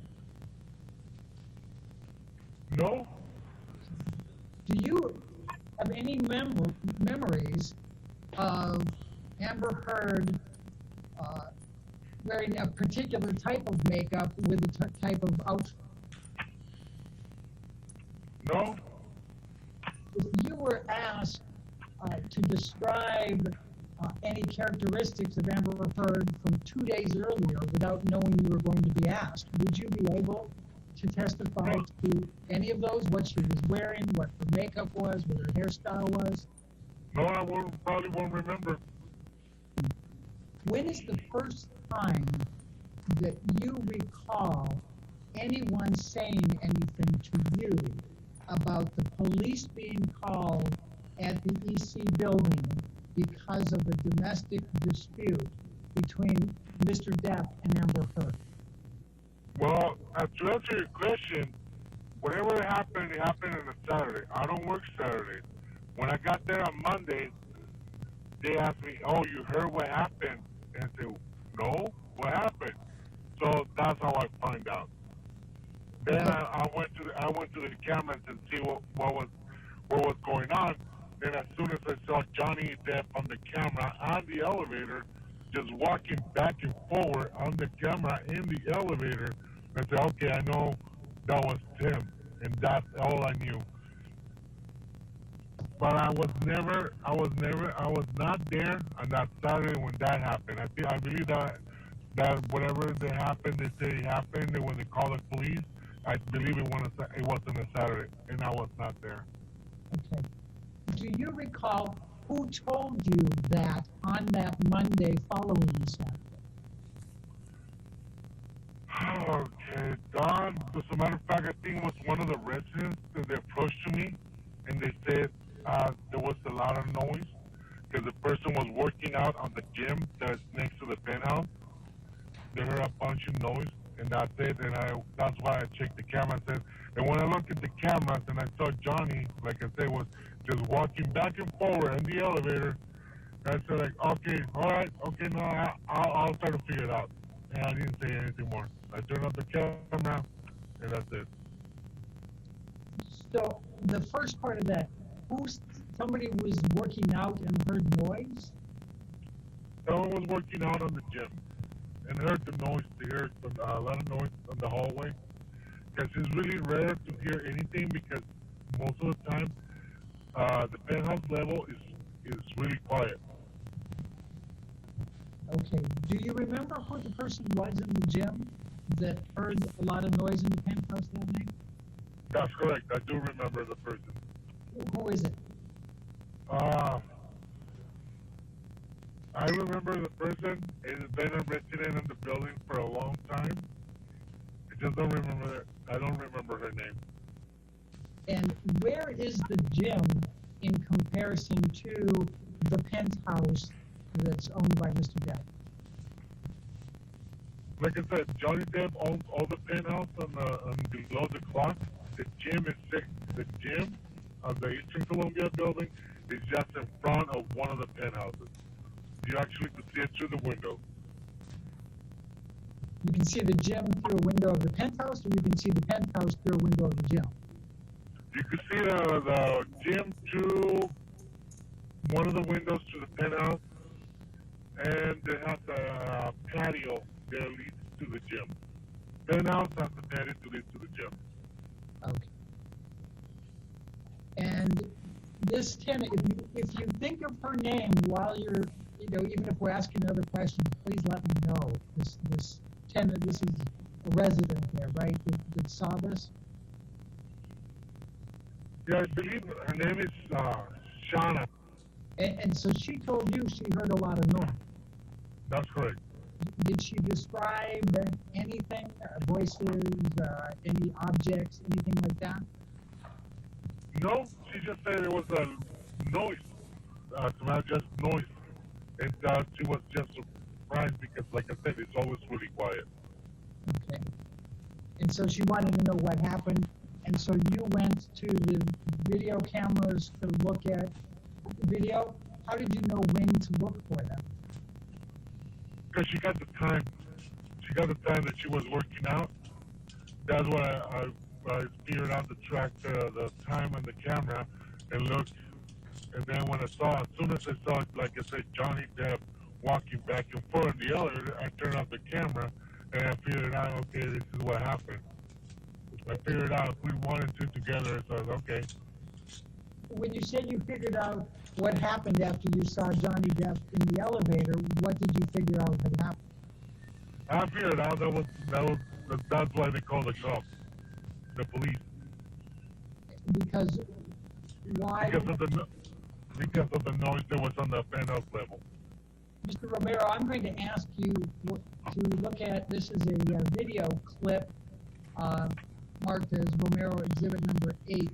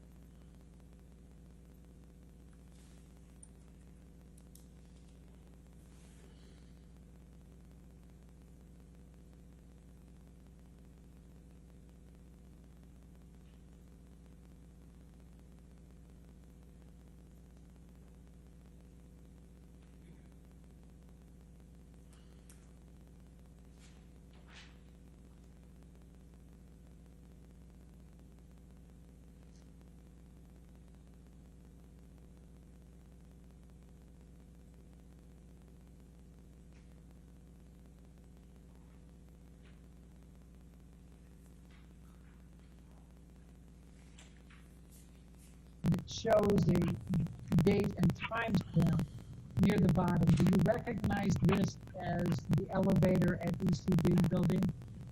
That's correct. Mr. Romero, you're nodding. Is this the video that you remember looking at after Shauna told you that she heard the noise that night? That's correct.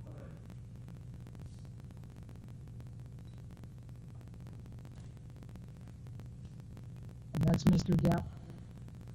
Correct. Do you recognize the other two men in the elevator? I recognize the guy in front of the elevator button. That's his personal bodyguard.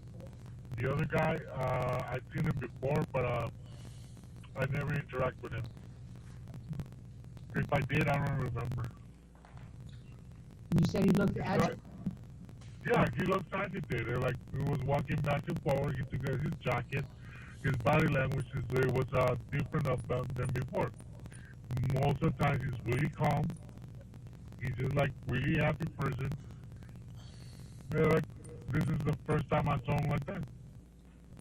And then you go to the next, so then you say Wednesday, May 25th. At approximately 10:30, Ms. Heard walked into the lobby accompanied by Ms. Raquel Pennington. That's the person you called Rocky earlier. Do you remember her? Yes, that's correct. Okay. And you said that Ms. Heard approached you to ask you for the key to her unit, which you gave. And you said we did not discuss anything else at that time. Correct. Ms. Heard stood approximately 3 feet away from you. I did not notice any bruises, cuts, swelling, red marks, or any other injuries of any kind on Ms. Heard's face. Do you see that? Correct. Okay. But you weren't looking for bruises, cuts, swelling, red marks, or any other injuries on Ms. Heard's face that night, were you? I was not looking for any marks or bruises or anything. But something like that, it will be really noticeable. But I guess, I was not looking. I was more focusing on what my job duties was, like getting the key, and also this, I gave them the key, and they were talking about, I told her, you know what, your dog, I was talking with Raquel because her dog got out of her unit. And that was one of my concerns. I would tell her, you know what, I saw your dog was outside. You didn't want me to get too close to it. So it's still out there. On the penthouse area, their dog will be fine because it's not, like I said, it's always really quiet. And Mr. Depp owns everything out there, so it'll be fine. So that was one of my concerns. That was my job, and I was just taking care of that. I was not trying to say, oh, let me see your face. No. So, and that's where I'm going to follow up. Do you remember what Ms. Heard was wearing that night? Nope. Do you remember whether she was dressed up? No. Do you remember where she was coming from, that she was coming home at 10:30 at night with Ms. Pennington? No, I don't remember. They didn't mention to me. She was on the phone. She was with Raquel in front of me. We were talking about it, and then she left to the lobby when she was still on the phone. So I was focusing more on Raquel because I was telling about her dog. Okay. Do you remember what hairstyle Ms. Heard had that night? Nope. Do you know what type of makeup Amber Heard was wearing that night? No. Can you tell me whether she was wearing concealer or foundation? No. Could you tell me whether she was wearing blush? No. Could you tell me whether she was wearing any kind of eye makeup? No. So who wrote the sentence, I did not notice any bruises, cuts, swelling, red marks, or any other injuries of any kind in Ms. Heard's face? I'm pretty sure if I would have said something like that, I would have said something. Mr. Romero, I didn't saw any marks or bruises on her face. I don't recall. Just don't saw anything. She was just standing in front of me. I'm asking specifically, I did not notice any bruises, cuts, swelling, red marks, or any other injuries of any kind to Ms. Heard's face. Who wrote that? That's what I said. I didn't saw any marks or bruises on her face. That's what I said. But Because they asked me if I remember seeing anything, and so I just don't recall seeing any marks and bruises, because she was just sitting in front of me. I just don't remember seeing anything. Just don't remember. How would it be so obvious? Like someone had like a black eye, I would have like, whoa, you know, I would have seen that, and I would have remembered, because it's something that you will see. You know, like so noticeable, like you will remember. But when I was there talking to her, she was like 3 feet away from me. She was right in front of me. I just don't remember seeing any marks, bruises, or anything. But you don't know whether she was wearing makeup to cover it, do you? No, I don't know. No. She was wearing any makeup to cover it, probably. You know, the probably would cover any bruise, but you cannot cover the swelling. Were you looking for swelling? No. Like I said, I was not looking for anything. In fact, you were spending more time talking to Rocky about her dog, were you not? That's correct, but I gotta have it. When I'm talking to someone, I look into their eyes. And when I was talking to Amber and Rocky, I always look into their eyes. Okay. And I wouldn't notice like any swelling or bruise. Like I said, I would notice. Is it fair to say, Mr. Romero, that you can't say that Amber Heard had injuries or did not have injuries that day on the 25th? I don't remember. Okay. And like I said, I would probably remember the swelling, but I didn't saw anything. I just don't remember. And you don't remember seeing anything, right? But do you remember even looking? I remember. I'm really sorry, but I remember. I gotta tell the whole story how they got there. Before they went and get the keys. They come down. They say somebody tried to get into my unit. There's scratches on my door. And like, I'm really sorry, but who will think is gonna get into the unit because they saw some scratches on the door, like what, 4 inches above the door? Because the dog was scratching the door, was trying to get in, and they thought about someone trying to break into the unit. I said, on my head, I was like, you think someone's trying to get into your unit? There's scratches like 4 inches above the floor on your door. That was the dog trying to get into the unit. And they were so afraid. Oh, someone's trying to get into my unit. They're like, oh, come on, really? And I actually, when they asked me to go inside the unit just to check room by room to make sure that no one was there. So I did that. It's part of my job, make sure they're safe, but I didn't understand why they want me to do that. Like, oh, I don't know.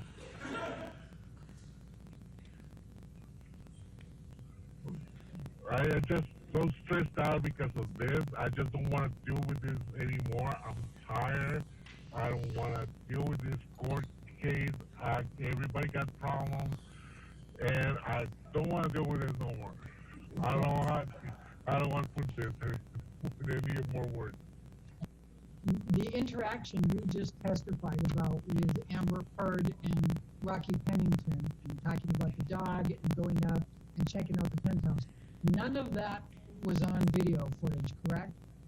That's correct. We don't have cameras in the video. Sorry, we don't have cameras at the hallway. We don't have cameras on the hallway. I'm going to show you what has been marked as Romero Exhibit Number 1. It's a deposition that was taken of you on July 19, 2016.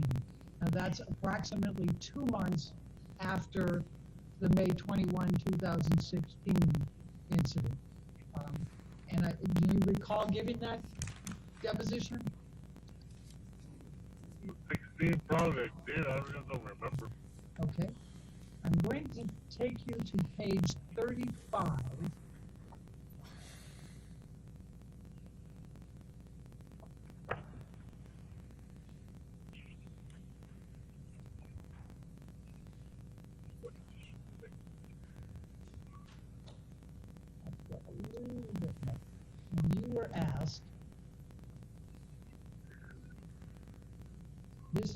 same incident that you're talking about now, okay? And it's talking about, okay, you spoke with Amber at the front desk, later saw her in the lobby, later went upstairs with her. It says the question at line 6. I just want to go back for a second here.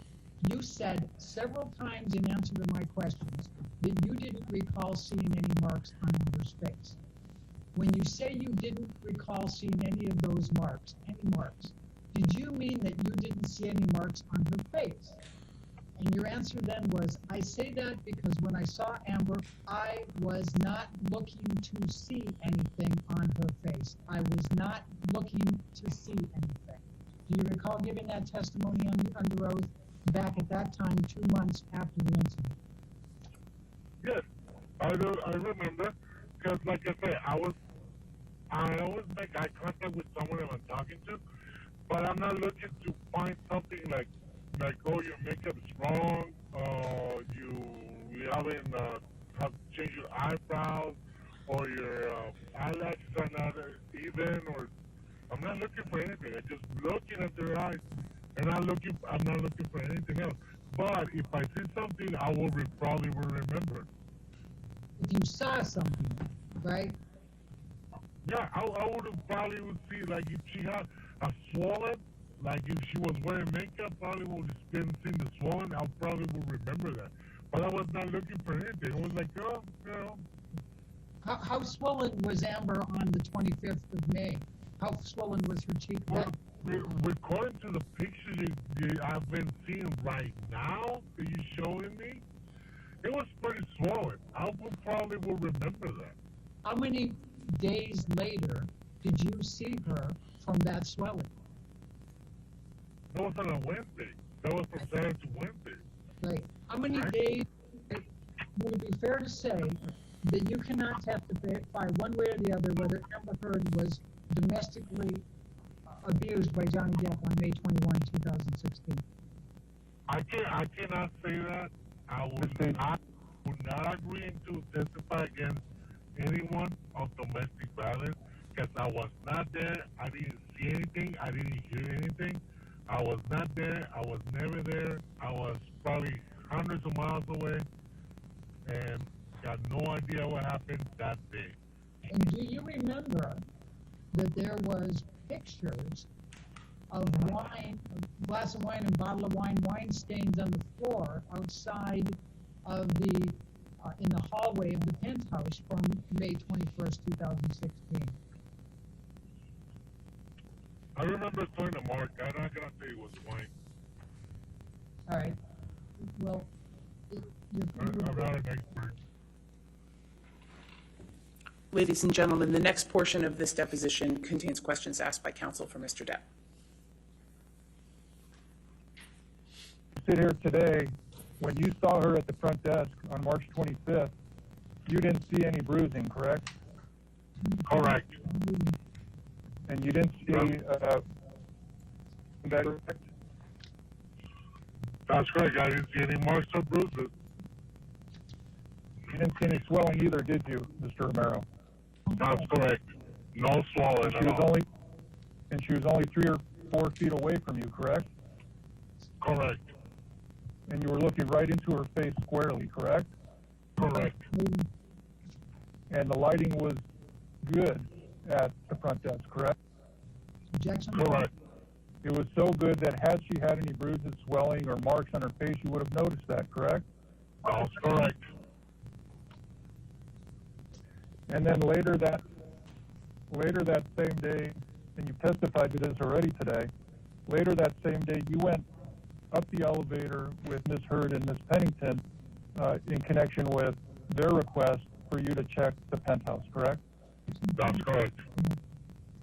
And during that entire period of time, taking them up to the penthouse, walking through the penthouse, and then finally you leaving and going back to your desk, you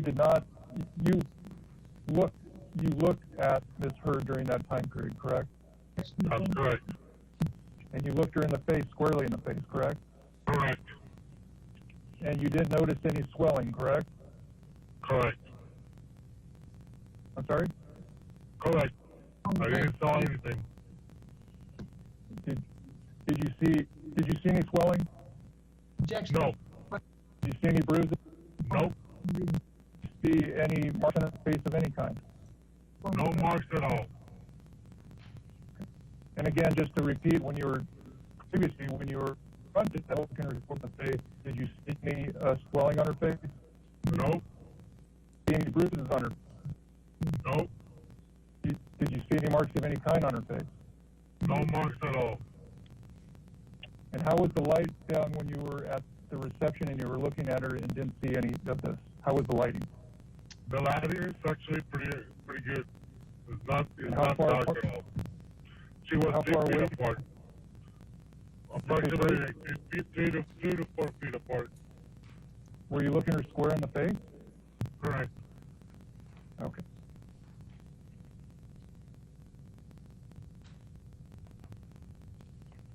And when you were up in the penthouse and you were looking her square in the face, how far apart were you from her then?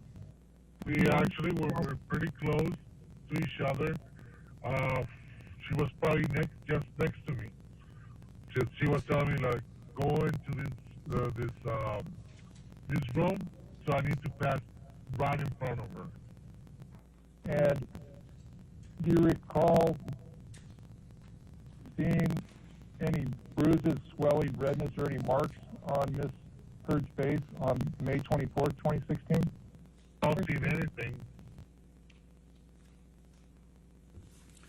Ladies and gentlemen, at this point, the remainder of this deposition of this witness contains questions by counsel for Ms. Heard.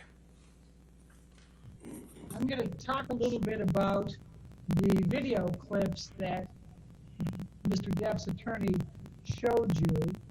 I'm going to ask you, first of all, Mr.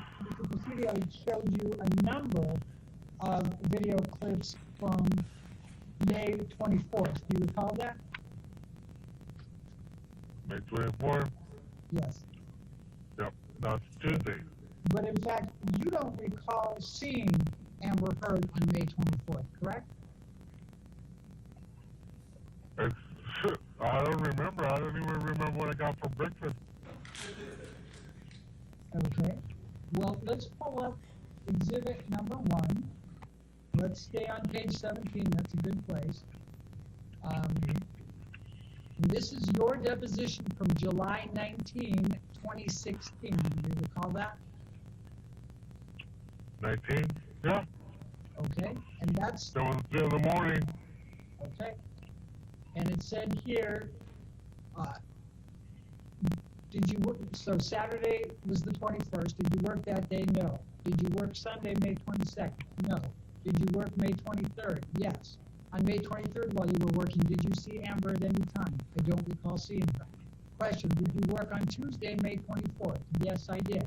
And on Tuesday, May 24th, at any time did you see Amber? I don't recall seeing her. Do you remember that being your testimony 2 months after the events? No. I just don't recall. I just don't remember. Okay. And then, while we're here, now, Mr. Presidio had you go through a number of video clips and ask you a bunch of questions about whether you saw swelling, whether you saw red marks, whether you saw all kinds of other things. But in fact, I'm going to ask you, and tell me if you need me to bring up the videos and replay them. Can you tell me what type of makeup Amber Heard was wearing in any of those videos? No, I can't tell you. I didn't even know she was wearing any lipstick. Can you tell I don't know. Can you tell me whether Amber Heard was wearing concealer in any of those videos? No. Can you tell me whether Amber Heard was wearing any foundation in any of those videos? No, I can't tell you. Can you tell me whether Amber Heard was wearing any blush in any of those videos? No. Can you tell me whether Amber Heard was wearing any powder in any of those videos? No, but she looks really pale. Well, do you know what shade of concealer or foundation or powder Ms. Heard uses or used at that time? No. Okay. So you don't know whether Ms. Heard was wearing makeup in every one of those video clips, correct? correct. I want to try to move along. So the incident was May 21st, 2016. You saw her the night of May 25th, correct? Correct. You said that you saw Amber Heard hundreds of times while she was there. Did Amber Heard treat you well, and was she friendly to you in each of these hundreds of times? Yes. I'm not gonna say no because she was really always nice. All right, this is my last. Be nice. All right, this is my last question. You testified in response to Mr. Presidio's questions that you testified truthfully in all of these occasions. Did you testify truthfully to everything that you testified in response to my questions today? That's correct. All right. I did.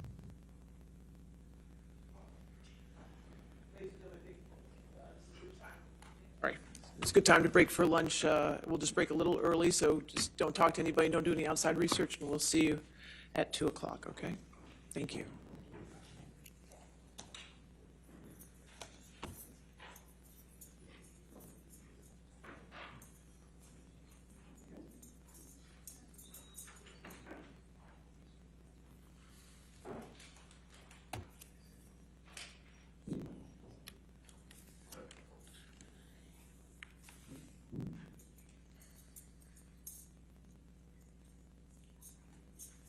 All right. That was a first, I'm sorry. I will say, Your Honor, that is the most bizarre deposition. Yeah, okay, all right, I've just never seen that before. I've seen a lot of things, but I've just never seen He started driving that. Yeah, that did it. All right, so we will come back at 2. Is there anything preliminary before we get to the next deposition? You'll work through them, and then if I come back at 2, we should be able to take care of it pretty quickly? Yes. Okay, all right, great, we'll come back at 2 then. Thank you.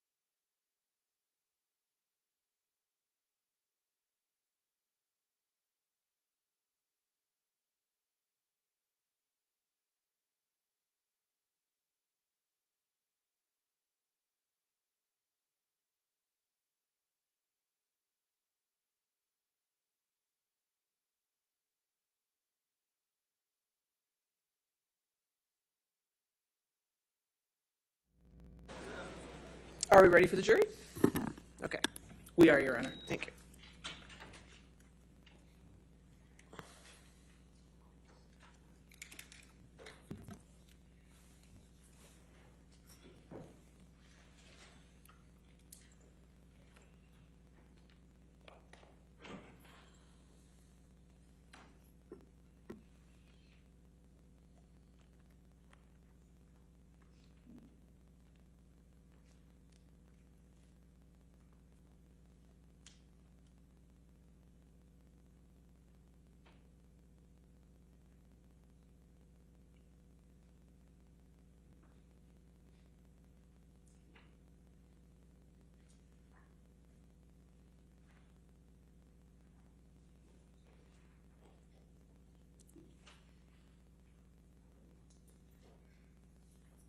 All right, thank you for your patience, ladies and gentlemen. All right, your next witness, Plaintiff calls Christian Carino, Your Honor. Christian Carino. And as with a number of the other depositions, this one will start with questioning by Ms. Heard's counsel, and at some point switch over to questioning by counsel for Mr. Depp. All right, and how do you spell the last name just for me, just in case? C-A-R-I-N-O. Thank you.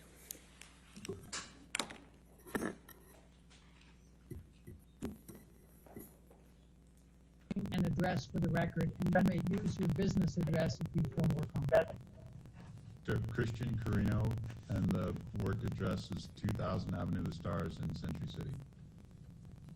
And that is in California. Correct. And what is your current occupation? I'm a talent agent. And could you give me just a very brief description of your educational background and work experience? Sure. I have a BA from the University of Massachusetts, and my work background is I've been at CAA for approximately 16 years, and before that I had a 12-year run with 2 different advertising agencies in New York. And who were those advertising agencies in New York? Ogilvy and Mather and McCann Erickson. Right. Now you indicated that you were a talent agent. Can you please describe what that means? I represent multiple clients and brands in transactions in the entertainment space.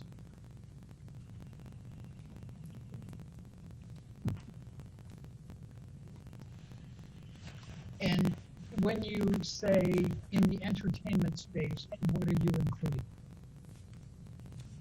Just the different genres of entertainment, everything from motion picture to television to books to licensing to modeling, all the different areas that the agency operates in. As a talent agent representing multiple clients, what types of services do you perform for them, and what is the objective? Okay. Yep. I conduct business transactions on behalf of clients and brands in the entertainment space. And what does that mean? It means I organize, pitch, transact in contractual agreements between talent and studios, talent and brands, entertainment platforms and individuals, brands and individuals. Do you represent any actors? I do work with every different group of talent within the agency, and for each person it's different, the business that I personally oversee for them. So in some cases I am negotiating contractual agreements for a music artist to go to Las Vegas. In some cases, I'm transacting an agreement for an artist to have a relationship with a brand. In some cases, it's an artist with a platform like Netflix. It spans the general platform capabilities that the agency has overall. Is one of the objectives of your representation to build the careers of the individuals you represent? Yes. Did you have any conversations with Mr. Waldman in which you expressed any thoughts or opinions on how you believed any litigation was having an effect on Mr. Depp's reputation or career? Yes. How many times? One that I can recall. And when was that? I have no idea. Years ago. If you expressed to Mr. Waldman that the sooner the litigation is over, the better for Mr. Depp, what were you thinking when you said that? Why did you think that? I think anytime somebody is in litigation publicly, it is at a minimum a distraction to that person's career, and in a lot of cases it negatively impacts that person because there's attention drawn to them that it is outside of what people want to know about that person. And what do you mean by it distracts from the career?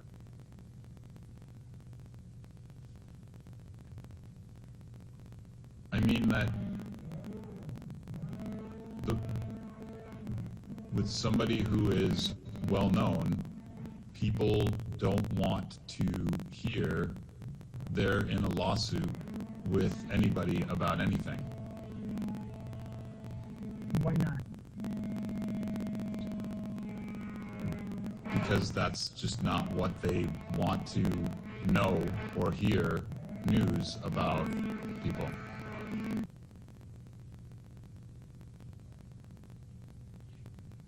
And why do you believe that? Based on my experience in this world for the past 16 years.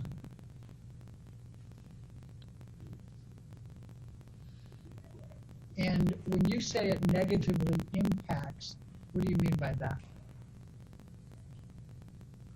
People don't want to hear that the people that they look up to are in litigation. Do you also believe that that impacts career decisions by producers, directors, companies, or brands, things of that nature? Yes. And in what way? Because the general public doesn't want to hear that people that they look up to are in litigation. And when the more oxygen it takes up in the overall news or coverage of an individual, and the less focused it is on that person's career, the less interested studios, brands, the general public becomes in that person.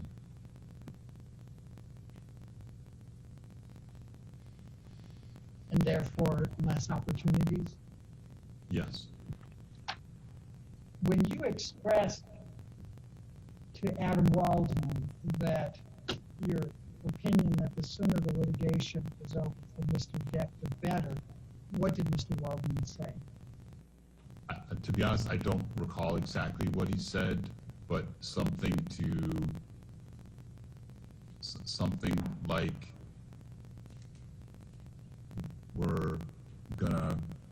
get this over with as fast as we can. Mr. Carino, I'm going to ask you to take a look at what has been marked as Carino Exhibit Number, we'll keep it labeled 4. Do you believe that the Mandel lawsuit posed a distraction to Mr. Depp's career?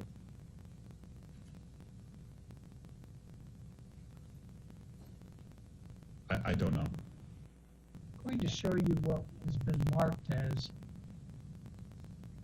Carino Deposition Exhibit Number 5. And as you can see here, it's an article June 21st, 2017, the Hollywood Gossip. Do you recall that coming up during that time frame, that issue? No. Have you read or heard of the Rolling Stones? Yes. Have you read or heard of GQ? Yes. Mr. Carino, I'm going to ask you to take a look at what has been marked as Carino Deposition Exhibit Number 2, and it's Rolling Stone publication on June 21, 2018. Do you see that? Yes. Did you ever read this article? Parts of it. Are you aware of whether this article in the Rolling Stone, June 2018, that's reflected in Carino Exhibit Number 2, impacted in a negative way Mr. Depp's reputation or career? Elena, I don't think it's possible to ask anybody that question without having done research among the people who read a specific article.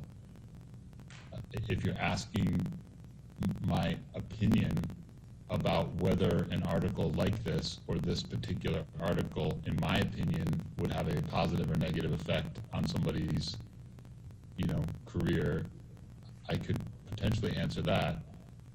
But as to definitively whether an article has or has not had an impact on somebody's career, nobody can answer that question without research. Specifically. Mr. Carino, I think we were just going to start looking at the Carino Exhibit Number 3. This is an article that was published in November of 2018. Do you recall reading this at some point? What publication is that? This is GQ. I probably read part of it, but I don't remember. Have you had any direct contact with Ed White or his company? Yes. What is the nature of your contact with Ed White and his company? Payment on deals where Johnny was owed money. Bill collecting. When you say bill collecting, was it collecting on your behalf, or was it trying to collect from studios or companies? The latter. And so what would your involvement be in those circumstances? Ed, on occasion, reached out to me to ask about the timing of a payment that was owed to Johnny.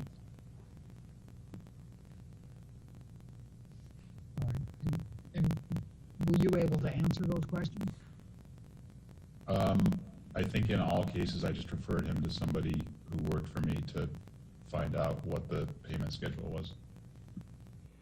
Other than these occasions where Ed White would reach out to you to ask when timing of payment, did you have any other connection or communication with Ed White or his company in connection with Johnny Depp?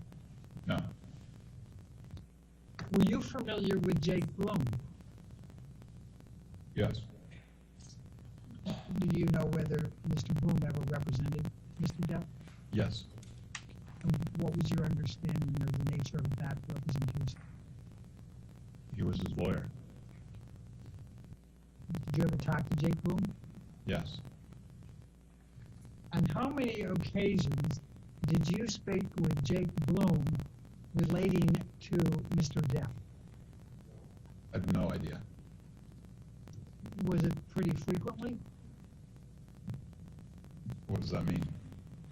Well, was it more than 10?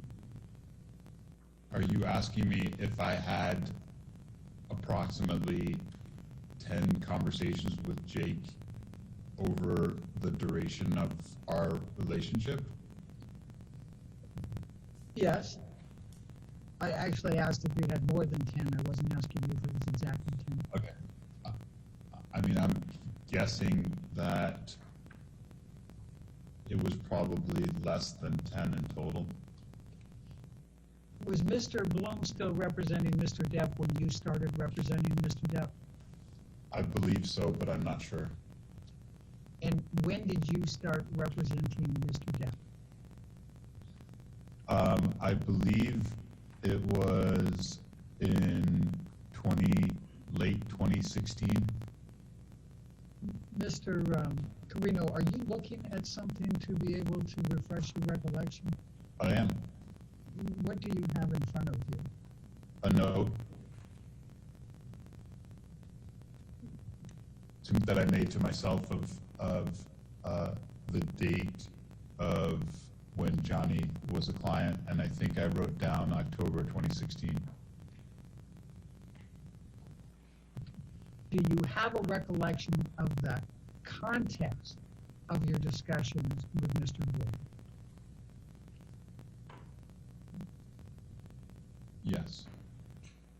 My recollection of the conversations I had with Jake were in regard to getting Johnny and Jake to meet and work out whatever the issues were around their disagreement.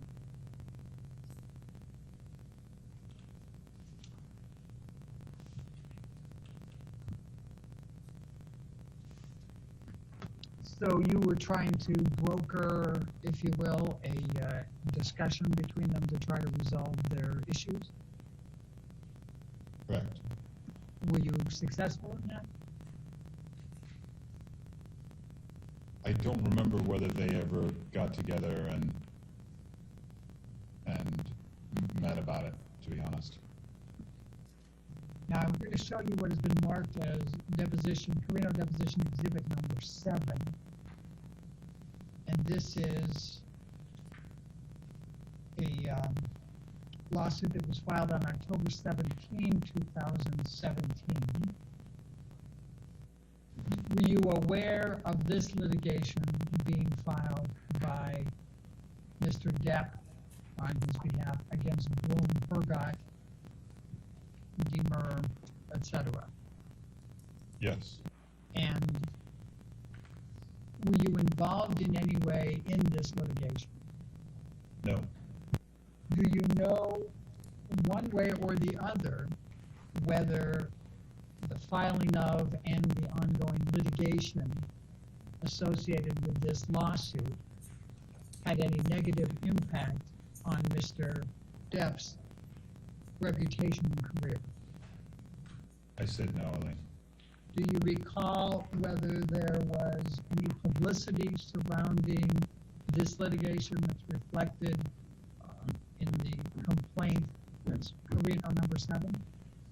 Are you asking me if I'm aware if the Jake Bloom litigation was made public? Yes. Yes. And in addition to being made public, do you recall whether there was publicity surrounding the Jake Bloom litigation?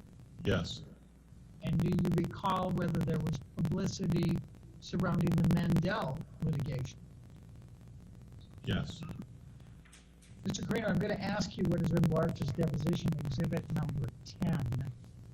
And in this particular one, we have, this is the article that was written in the Sun Times that was the beginning, if you will, of the UK lawsuit. Do you have a recollection of seeing that? No, Did you ever read it? I don't know. I'd have to, I don't know. I'm sure I read at least part of it if it's the original document that caused the Sun legal issues. Now, the date on this one is April 27, 2018. Do you see that on there? Yep. Mr. Carino, I'm going to ask you what has been marked as Carino Deposition Exhibit number 11. And it's dated June 13, 2018. It's hard to see that little stamp there, but it was filed on June 13, 2018. And it's Mr. Depp filing the news group, Newspapers Limited, who owns The Sun, and then Dan Wooten. Were you aware that Mr. Depp brought this lawsuit in the UK against The Sun and Mr. Wooten? Yeah. Mr. Carino, I'm going to ask you to take a look at what has been marked now as Carino Exhibit number 12. This was published in the Washington Post on December 18, 2018. Were you aware of this article? Yes. Op-ed. Yes. Mr. Carino, when I asked you whether you were aware one way or the other, whether this lawsuit that's reflected in exhibit number 11 had a negative impact on Mr.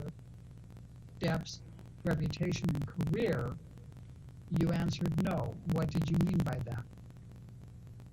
I meant that there isn't a way for any individual to know whether the filing of a document had an impact on somebody's career, positive or negative, without specific research conducted in exactly that case.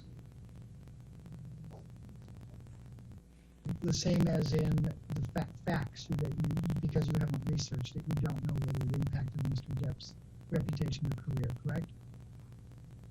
I believe I stated that unless someone had done research specifically about the filing of this document and its impact one way or the other, it's impossible to answer the question. I'm going to show you what has been marked as Carino number 14. This is the lawsuit that Mr. Depp filed against Ms. Heard. Do you believe that the filing of this lawsuit reflected in Carino Deposition Exhibit number 14 and the attendant publicity has had a negative impact on the reputation and career of Mr. Depp? No. And why not?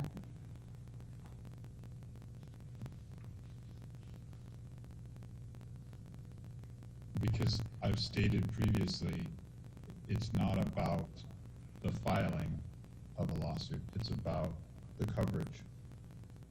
I mean, you're asking me what my opinion is of what Johnny's reputation is today. Is that what you're asking? Yeah. My opinion of what Johnny's reputation today is one of the finest actors of his generation. In your opinion, has Mr. Depp's reputation changed at any point from October 2016 to the present? If you're asking me if what I defined as his reputation has changed in terms of his being viewed as one of the best actors of his generation, I would say no.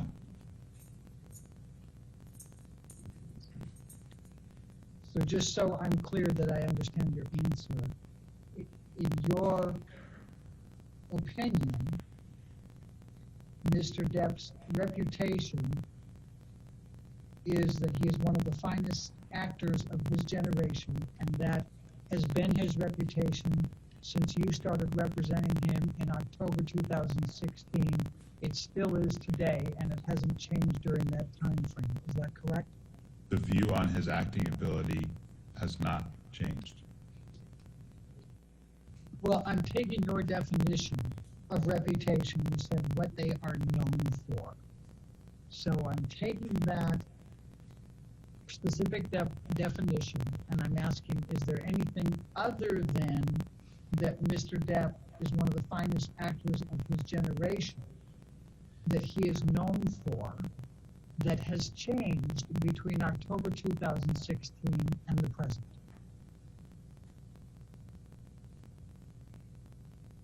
The only way I can answer that is as it relates to his professional capabilities. That has not changed. Is there something that has changed that doesn't relate to his professional capabilities? I don't know how to answer that, Elaine. Using your definition of reputation, which is what a person is known for, is there any aspect of what Mr. Depp is known for that has changed between October 2016 and the present? I've stated what I think his reputation is, and I've stated that, in my opinion, his professional reputation as it relates to the quality of his acting abilities has remained unchanged.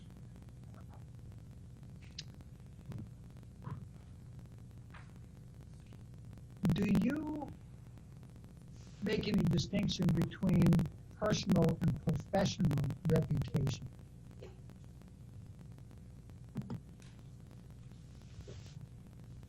Yes. And what is that distinction?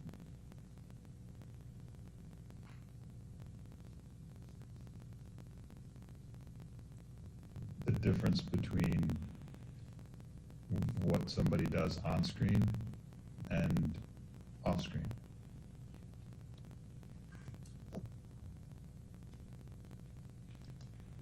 What is your opinion of what Mr. Depp was known for off screen when you started representing him in October 2016? I think what he was known for off screen was a shroud of mystery of who he was, because he was not visible to the public.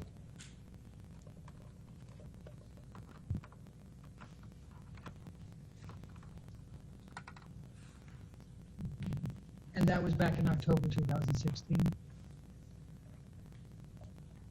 I don't have a specific date for that. All right, but when you started representing him, that was your sense? Yes. Okay. Did that change over time? Yes. And in what way did it change?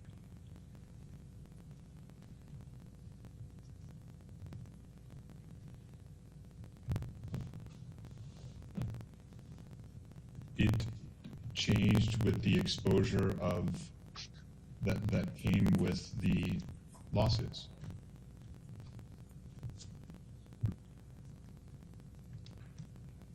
And the lawsuits that we're talking about are the ones that we've already taken a look at. Exhibit 4, 7, 8, 9, 11, and 15? No, I mean 14. I'm not talking about any one or two specifically, in general. Do you believe that Mr. Depp is still a shroud of mystery, not visible to the public? No. And when did that change? I don't know exactly when.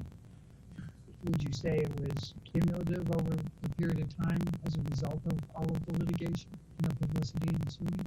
Probably. Agree with that. Is there any one specific litigation that you believe most significantly impacted on Mr. Depp's personal reputation no longer being a shroud of mystery and not visible to the public? My opinion is that Amber's accusations would have had the most dramatic impact on his off-screen reputation. I'm not talking about any one specific accusation.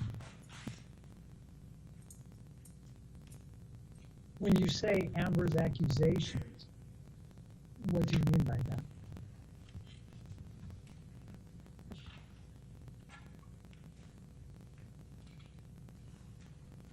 I mean the things that she's accused Johnny of doing, both in that have been made public.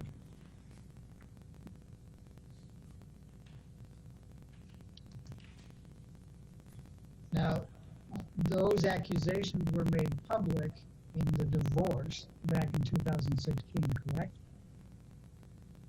I don't know exactly how or when they were made public. Given that you believe Amber's accusations would have had the most dramatic impact on Mr. Depp's off-screen reputation, would Amber have been filing the divorce action and obtaining a domestic violence restraining order have had a dramatic impact on Mr. Depp's off-screen reputation? I think the only way I can answer that is by saying I don't think filing for divorce would have any impact whatsoever, and I'm actually not familiar with the lawsuit to get the restraining order, so I don't know exactly what's in there. But if that was based on claims of or accusations of abuse, then that, in my opinion, would have a negative impact on Johnny's off-screen reputation. Mr. Carino, we were talking about Amber's accusations and your view that those would have the most dramatic impact on Mr. Depp's off-screen reputation. And you were talking about her accusations of domestic abuse and violence, correct? Yes. Were you aware that the Dan Wooten article published in The Sun included specific accusations by Amber Heard of domestic violence and abuse by Mr. Depp? The Sun case, is that what you're asking about? Yeah. Well, Yes. First the article itself that was in the paper, the why is J.K. Rowling genuinely happy about employing Mr. Depp, the wife beater? Yes. Okay. And you're aware that the litigation, the lawsuit, including the particulars of the claim brought by Mr. Depp, included the accusations by Amber Heard of domestic violence and abuse by Mr. Depp, correct? Yes. Given that the Mandel lawsuit included accusations by Amber Heard of domestic violence by Mr. Depp against her, are you able to say how much of Mr. Depp's off-screen reputation was impacted by the Mandel lawsuit? No. Now, you were aware that the op-ed by Dan Wooten in The Sun included accusations by Amber of domestic violence against Mr. Depp, correct? Yes. Are you aware, one way or the other, how much Mr. Depp's off-screen reputation was impacted by the complaint that was filed in this case that contained Amber Heard's accusations of domestic violence and abuse by Mr. Depp? No. Are you aware of how much Mr. Depp's off-screen reputation was impacted as a result of the op-ed in the Washington Post from Amber Heard? No.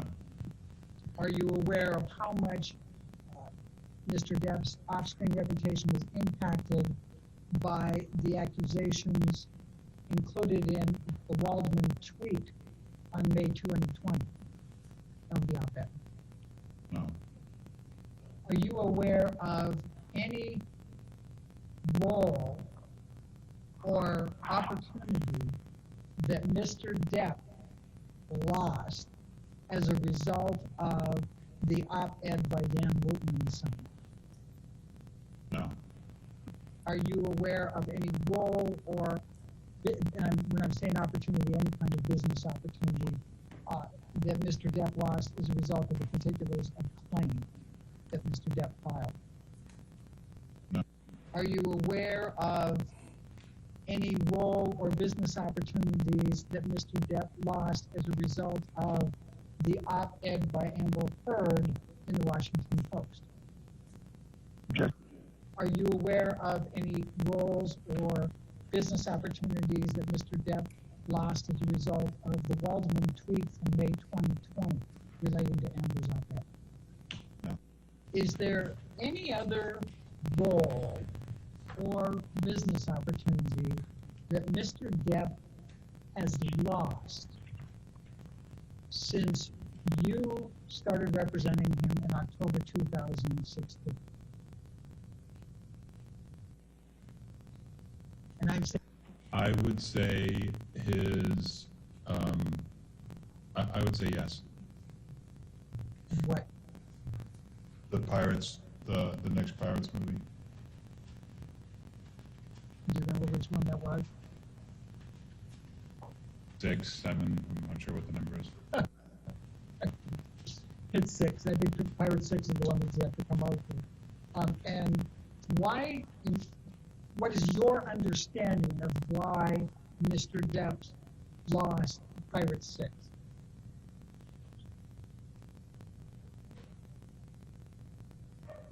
My opinion is that it was related to the accusations that Amber has made. And what is your opinion based on? Excuse me? What is your opinion based on?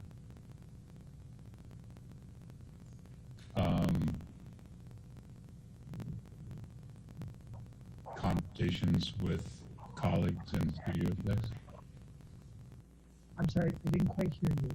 Conversations with studios and other executives, both internal and external.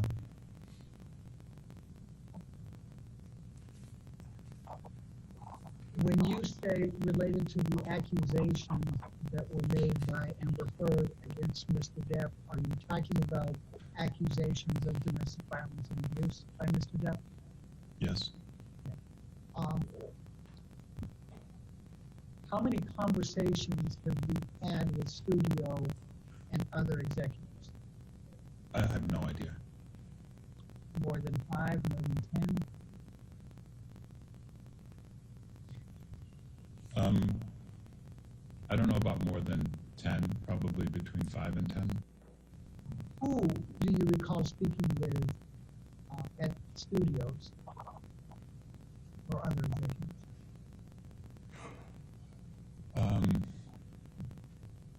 Jerry Bruckheimer, probably mostly Jerry, and then colleagues at CAA.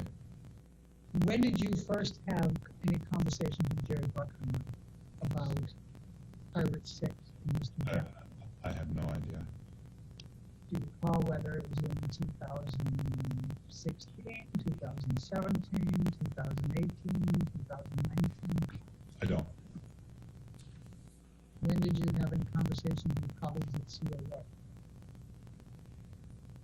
It would have been whenever the decisions were being made about how to cast that movie. Honestly, I don't know what year that was. Do you recall who you spoke with at CAA? I spoke with Jack Wiggum. I spoke with Brian Lord. What do you recall Jerry Bruckheimer telling you?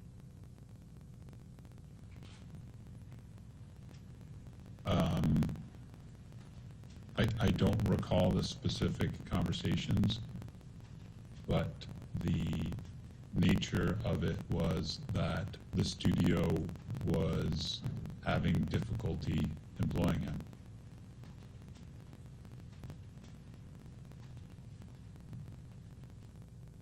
And did Mr. Bruckheimer tell you why the studio was having difficulty employing Mr. Depp? No, not specifically, but it was understood. Did you ask? I didn't need to. Why did you think you didn't need to? Because everyone was aware of what was garnering the attention of the studios in determining whether or not he could be employed. When you say everyone was aware, how do you know that? I don't know, I just knew. Can you tell me who everyone is? Can you tell me who anyone is? The people who would have been involved in making that decision.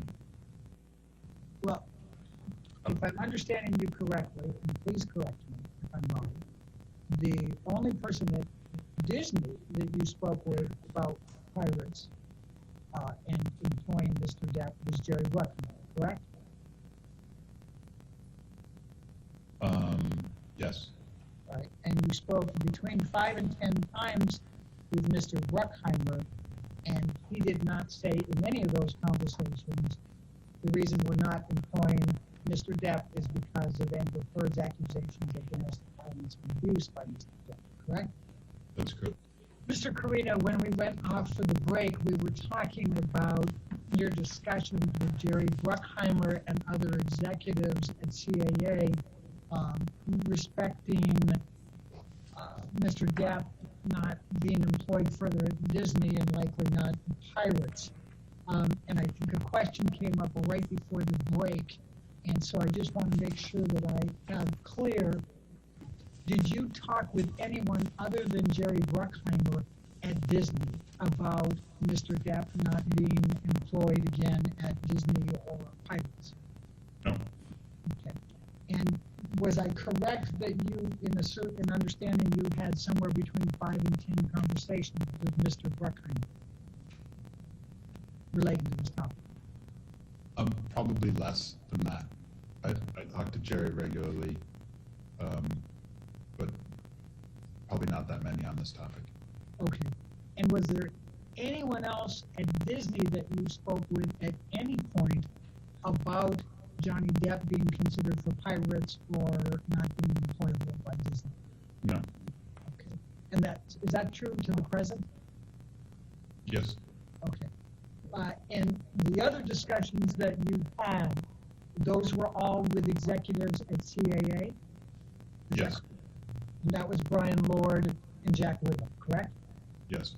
Anyone else? Not that I can recall, no. Okay. You had indicated that you believe that everyone was aware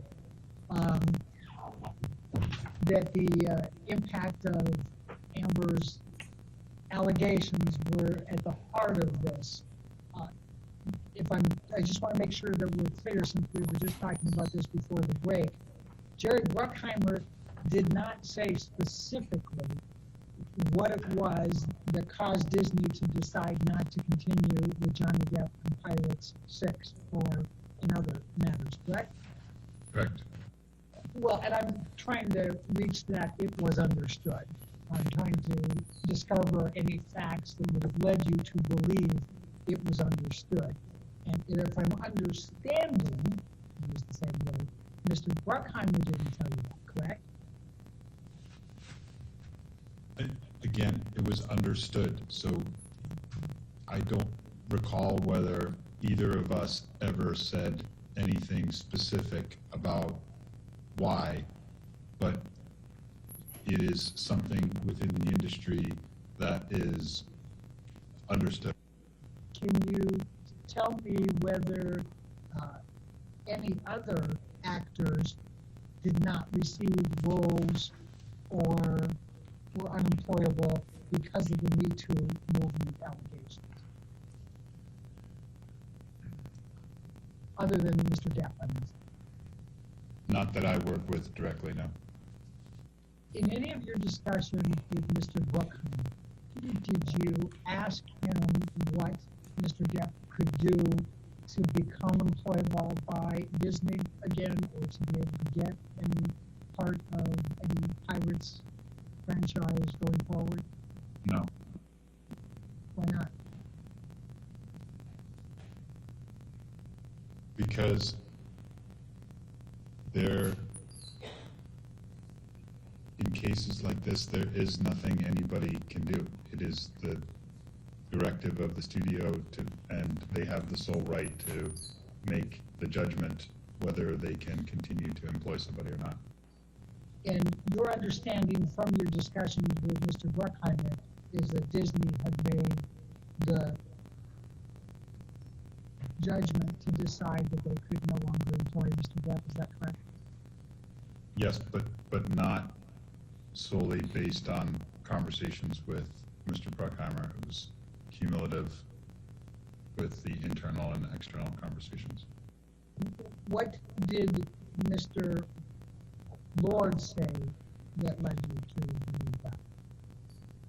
That Disney had made the decision, the judgment that they were not able to employ Mr. Depp at Disney? Just that the decision had been made. What did Mr. Whittam say about The Disney same. making the judgment of whether they would not be able to employ Mr. Depp? Same thing. Just that they made the decision. Correct. Were you aware of any problems on the set with Mr. Depp during the filming of Pirates 5? Were you aware of Mr. Depp engaging in alcohol and drug use, being tardy, any of those issues during the filming of Pirates 5? I'm aware of him being tardy, but he's been tardy on everything in his entire life. Were you aware of whether that was troublesome to Disney during the filming of Pirates 5? I think it's troublesome to everybody, but everyone has learned how to produce a film to deal with it. Working around Mr. Depp? Yes. Do you know whether there was anyone on the set of Pirates 5 who wasn't willing to deal with it and was quite irritated by it? No. Were you aware that the filming had to be shut down for a period of time after Mr. Depp injured his finger? Yes. Were you aware of any disagreements between Mr. Depp and Disney, including Mr. Bailey and others who were on the project, about artistic differences? In other words, where Mr. Depp thought something should be this way or something should be that way, and they didn't agree? Yes. Okay. What is your understanding of that? There was a difference of opinion on how the film was edited. And what is your understanding of what Mr. Depp thought it should be edited to? I don't know how to describe the difference between the Disney edit and Johnny's preferred edit. I think Johnny told me about it, talked about it a little bit. Do you know how well Pirates 5 did at the box office? Not exactly. Do you know whether it was more successful or less successful than earlier Pirates franchise movies? I think it was slightly less than, it wasn't the most successful installment of that franchise. Do you know whether Mr. Depp has a pay or play clause that would pay him even if he was not in the subsequent Pirate 6? In 6? Yes. I don't think he does. Have you or anyone at CAA on behalf of Mr. Depp made any efforts with Disney to find any roles for Mr. Depp since he filmed Pirates 5? My efforts were probably primarily around Houdini, which at one point was a film, but other people at CA for sure did, yes. Who were they? I would start with Jack Wiggum.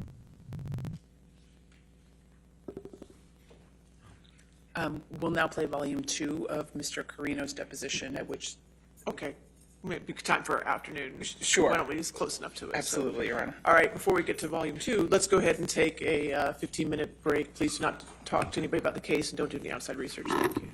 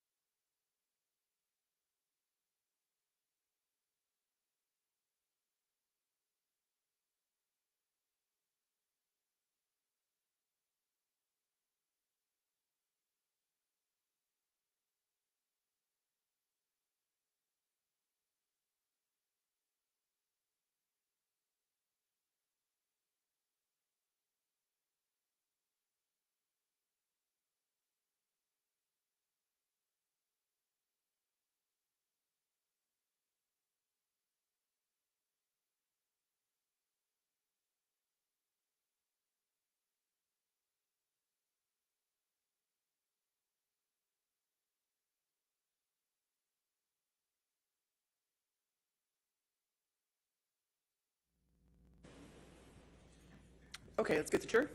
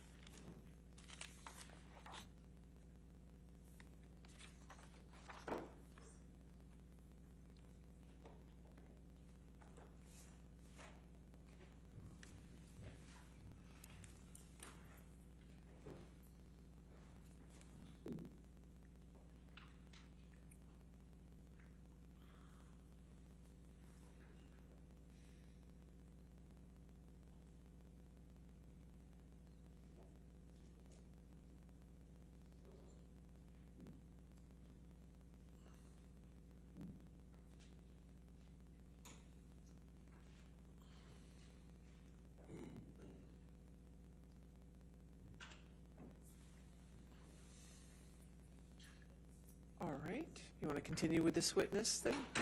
Yes, thank you, Your Honor. We'll now play volume 2 of Mr. Carino's deposition, which is the questioning from counsel for Mr. Depp. Okay, thank you. You're aware that this litigation involves a dispute between Johnny Depp and Amber Heard, correct? Correct. And you know both of those individuals, correct? Correct. Who did you meet first? Amber. When did you meet her?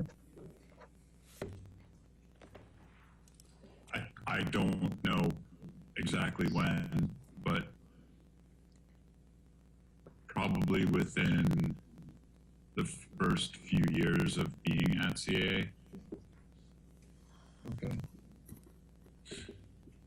So can we, as an estimate, say 2005, 2006 timeframe? Sure. I don't actually know, but sure. But it was pretty early on at your career at CAA. Correct. And describe for me the events of your meeting her. She was represented theatrically at the time by an agent named Warren Zavala, who has since left CAA, and he brought her down to my office because he wanted me to represent her with him, specifically in the commercial space. And what do you mean represent her in the commercial space? Help identify business opportunities for her with brands. Okay. So not as an actor? Correct. And did you take on that representation? I did. And at some point in time, you did consider her a friend as, in addition to you two working together, is that right? Yes. And in that regard, did you and her do anything social? Yes. And can you describe for me generally what types of activities you two would do together as friends? We would go to dinner, go to events together, just hang out at each other's residences. And at some point in time, did you consider Mr. Depp a friend? Yes. And how did that relationship evolve? And I'm just talking about you and Mr. Depp becoming friends. I spent a fair amount of time with both of them together, and at some point started to spend time with him on my own as well. I see.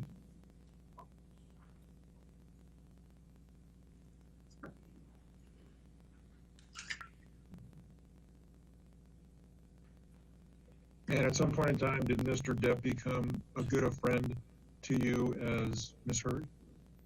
Yeah. Sorry. Let me re-ask that also. Did you consider,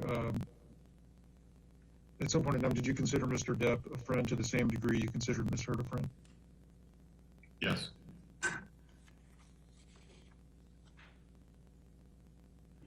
And at some point, let me ask you, at some point in time, did you represent Mr. Depp professionally?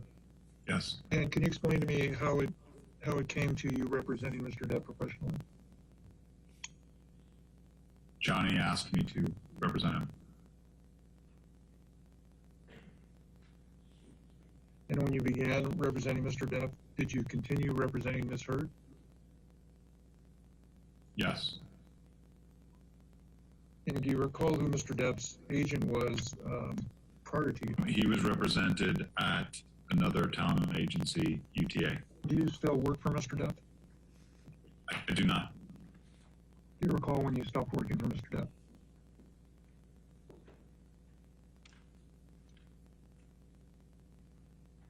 Within the past 2 years. And can you describe the circumstances of you no longer working for Mr. Depp? He left CAA to follow an agent who left CAA to become part of a founding group in a new management company. And who is that person? Jack Wiggum.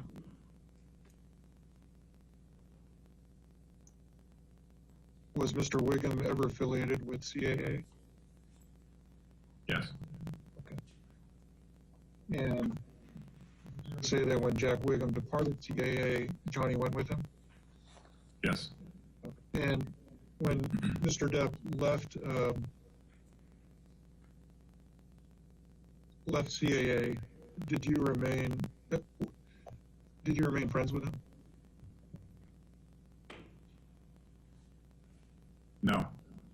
Okay. Well, I should probably first ask, at some point in time, did your friendship with Mr. Depp end? Yes. And when was that?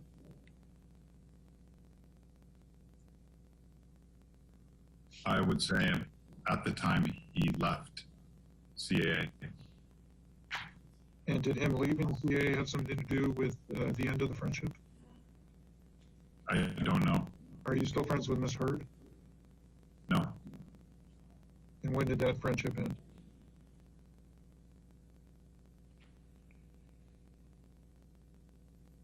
Probably when the legal disputes started.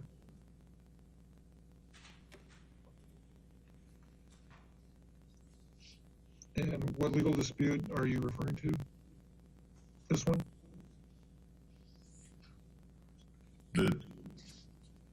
I'm not sure which one was first, but one of the disputes between Johnny and Amber. Okay. But it would, your friendship with, you're not referring to their divorce, correct? Correct. Okay. So you remain friends with both of them through their divorce, is that accurate? Yes. Although you're no longer friends with Mr. Depp, do you have any animosity towards him? I do not. And same question with respect to Miss Heard. Although you're not friends with her any longer, do you have any animosity towards her? I do not. Do you recall when it is the last time you spoke with Miss Heard? I do not. Would it have been around the same time that your friendship ended with her? I would assume so. Exhibit 16. No, Mr. Carino, you'll see at the bottom here, and I don't know if you can see it. If you see at the bottom, it has a bait stamp number under the yellow tag, CC00070. Yes. Do you recognize this document? And take your time if you need to review it.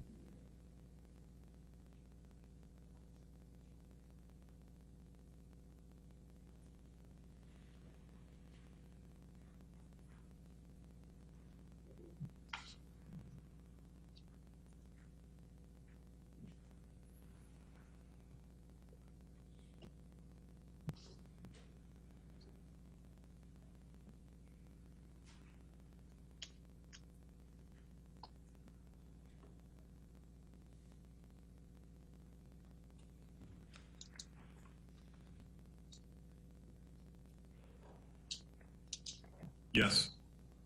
Okay. And Do you understand this to be a true and authentic copy of email exchange in which you were involved? I believe so. Okay. Okay. And you'll see it's dated January 11th, 2018, and the subject is WME. Do you know what is your understanding of what WME is? William Morris Endeavor. And what is that? It's another talent agency. Okay. And you've read this email from Ms. Hurd to you, correct? Correct. So at this point in time, was she a close friend of yours? Yes. And ultimately, did she leave CAA? Yes. And it was at this time? Yes. During the entire time you represented Ms. Hurd, did Mr. Depp ever interfere with your representation of Ms. Hurd? No. Did he ever ask you to do anything with respect to her career? Not that I can recall. Exhibit 17. Now, Mr. Carino, this particular document was not produced by you. You'll see that at the bottom here,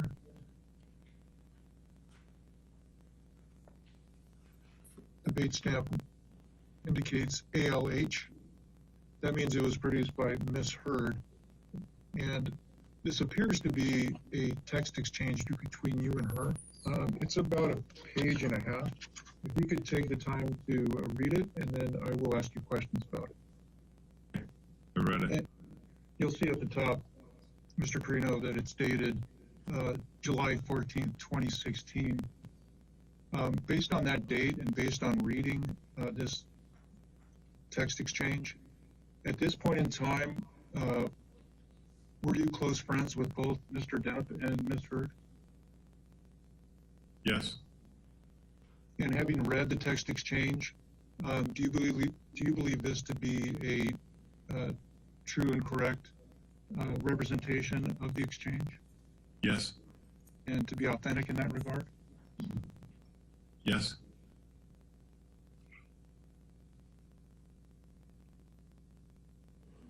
Now,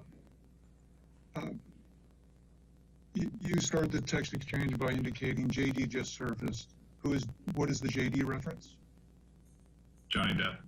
And she says, I saw Laurel yesterday. Who is Laurel? Laurel's a therapist. Do you know her full name? Laurel Anderson. Did you independently know Laurel? Yes. Did you have anything to do with Laurel seeing either Ms. Hurd or Mr. Depp? Yes. And can you explain that to me, please? I introduced them all. And what was the purpose of you introducing her to them? They needed help. And can you explain to me in more detail what you mean by that? I think it was at a time where they needed somebody to help mediate the difficulties they were having. And what do you mean by difficulties?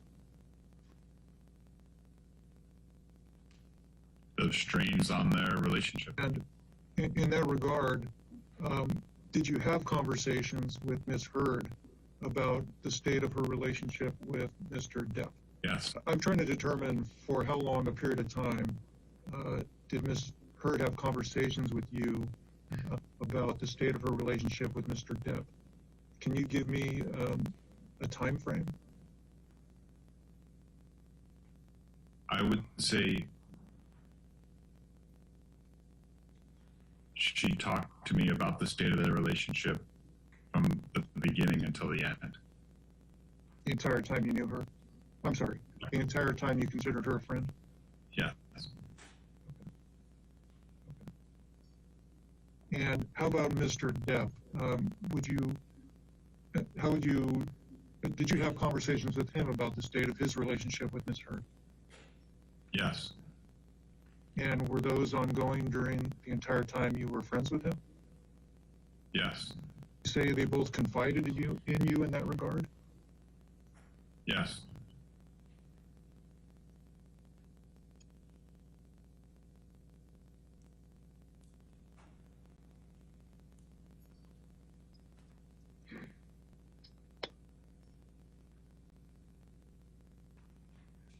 So back to this text exchange.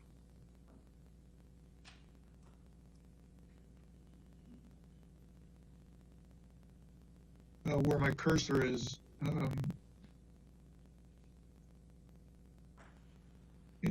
Ms. Hurd says to you, yeah, she said that Johnny and I need to talk directly. Do you know who do you know who Ms. Hurd's referring to there?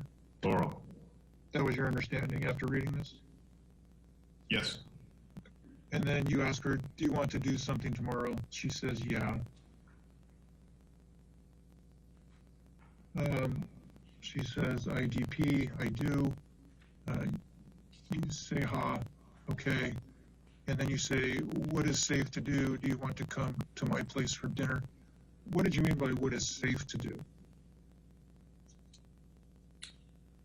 It meant avoiding paparazzi. Okay. And then she says, it's so fucked up. I just want to tell him that what they are telling him isn't true. What was your understanding of what she meant by that sentence? I don't recall.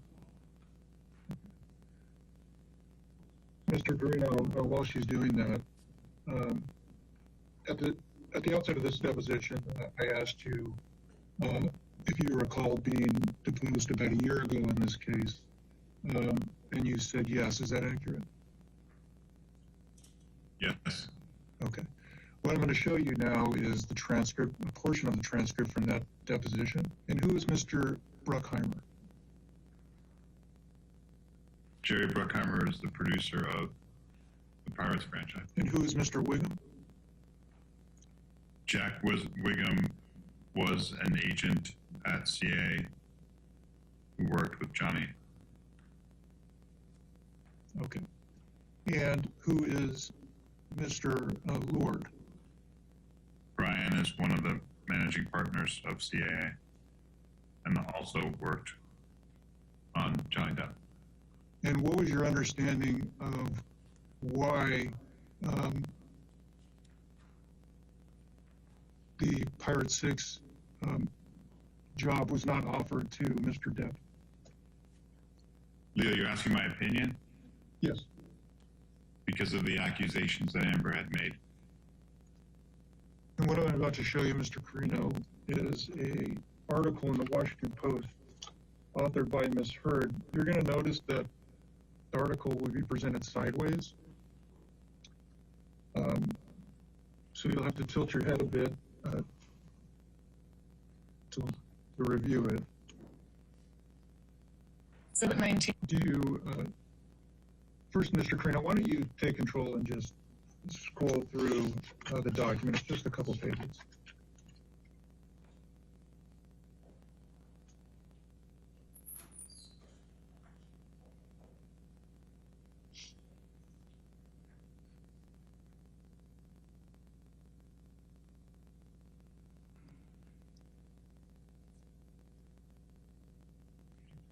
Is this the top of the next page? Yeah, when there's a jump like that, it's just at the top of the next page.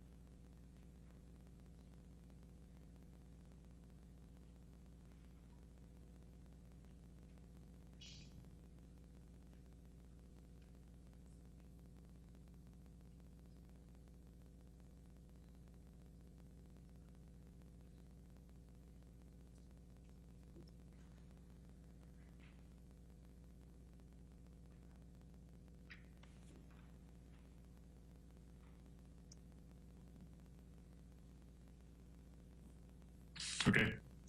Mr. Carino, have you seen this document before? Yes. Do you know who wrote this document? Yes. Who wrote this document? Amber. Amber Heard? Yes. And do you see there on this first page of the document, it actually indicates that it's written by Amber Heard on December 18th, 2018? Yes. And do you understand that this document was authored by Ms. Heard and published on December 18th, 2018? Yes. And do you recall reading it at the time it was published? No. Mr. Carino, I'm showing you an email exchange in which you were involved. It's just this one page. I'll blow it up so you can review it. Take a second to review it, please.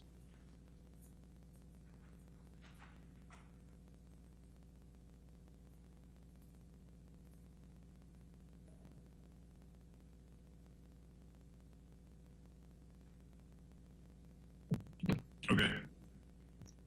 And let's start at the bottom of this. Well, do you see at the top that the email gray line is entitled Johnny Depp's Jack Sparrow won't return in new Pirates of the Caribbean movie? Yes. And this email exchange was on December 20th, 2018, correct? Correct. And do you recall that the article you just read published by Ms. Heard was published on December 18th, 2018, 2 days before this? Yes. Now, if you go to the bottom of this email, do you see there is this link to an article? Yes.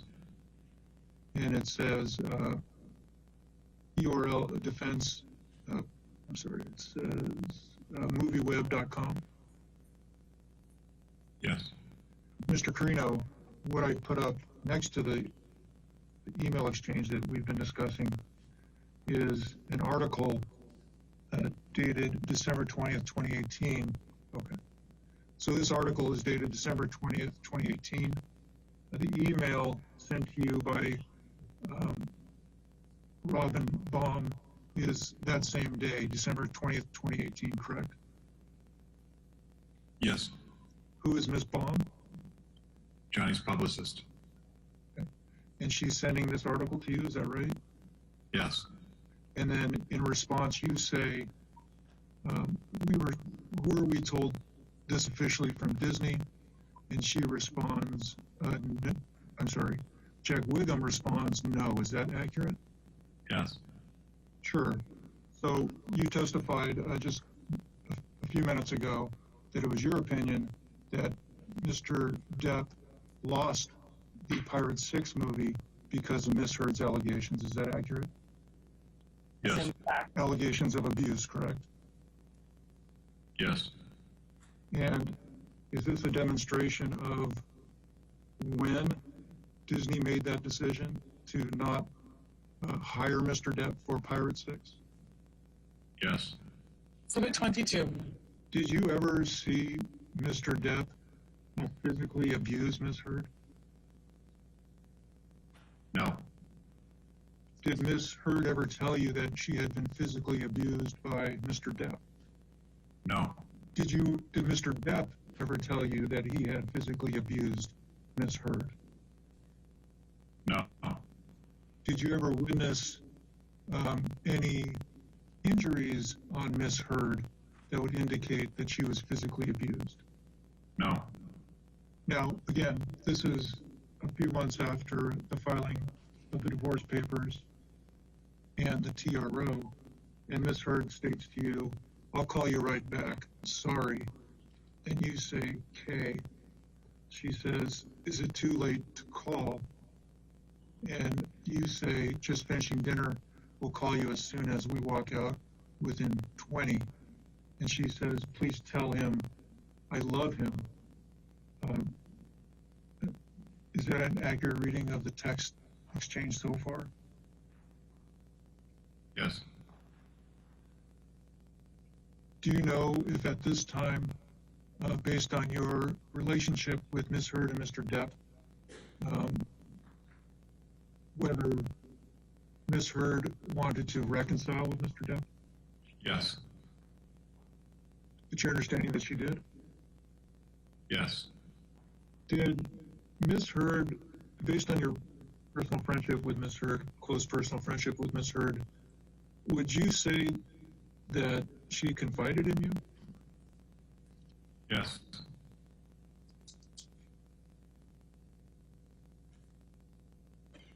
And what about Mr. Depp? Yes.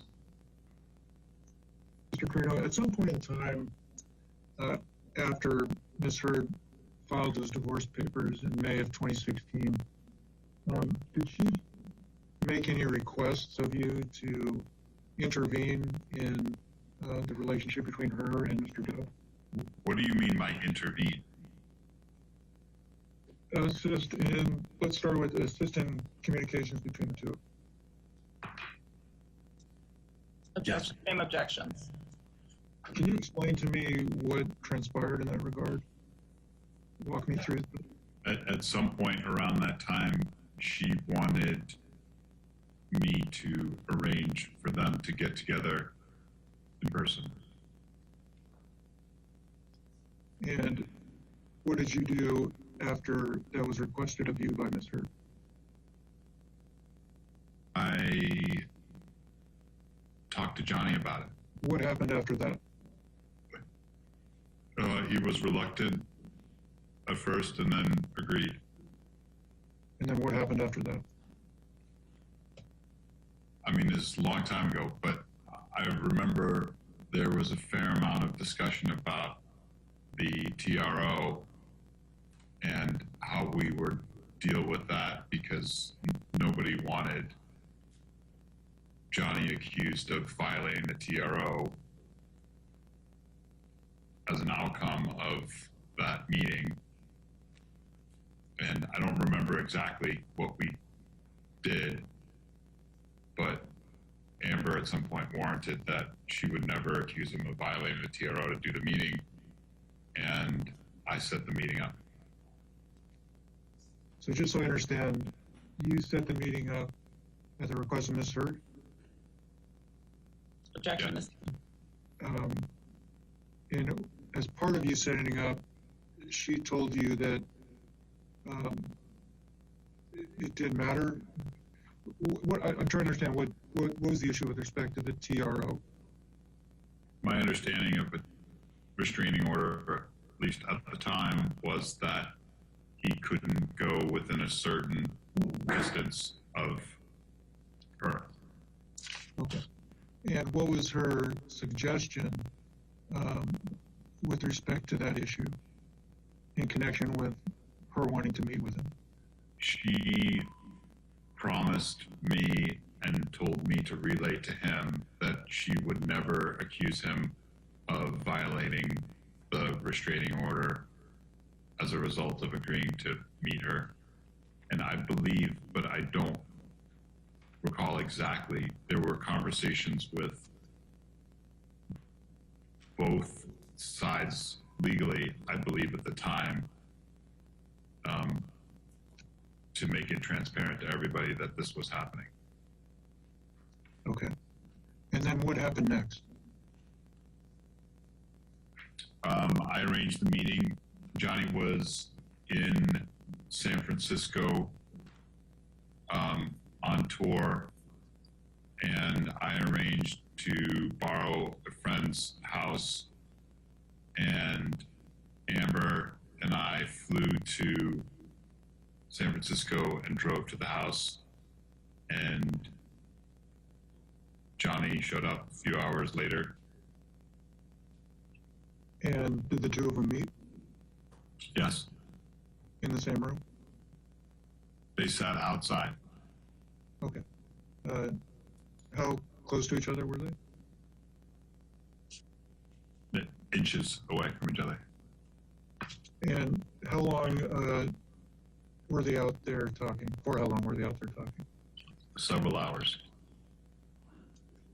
Did you, although you were out there, were you in a position where you could see them through a window or otherwise? Yes.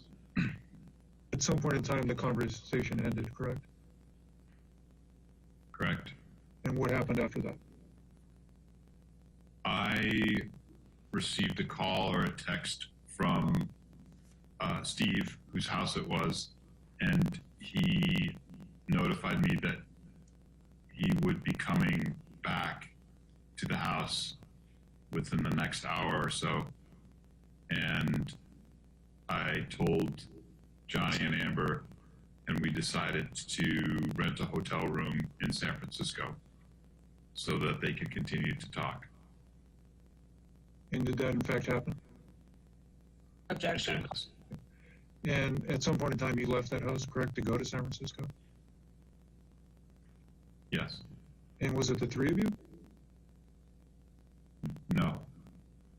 Johnny had security with him, and we talked about the fact that it wouldn't be a good idea for them to be seen together there. So Johnny left with his security in his car, and I believe Amber and I took an Uber. And what happened after that? We all met at the hotel room. And do you know what happened after that? They started arguing. And do you recall any details of the argument? No. And for how long was this argument had in a hotel room? Yes. Did you witness the entire discussion, or did you leave at some point? I left the next morning at 5 o'clock in the morning or 6 o'clock in the morning. And Mr. Carino, I'm showing you emails that were produced by you. First, the bottom of the first page, it starts at the bottom of the first page. The string above it was redacted.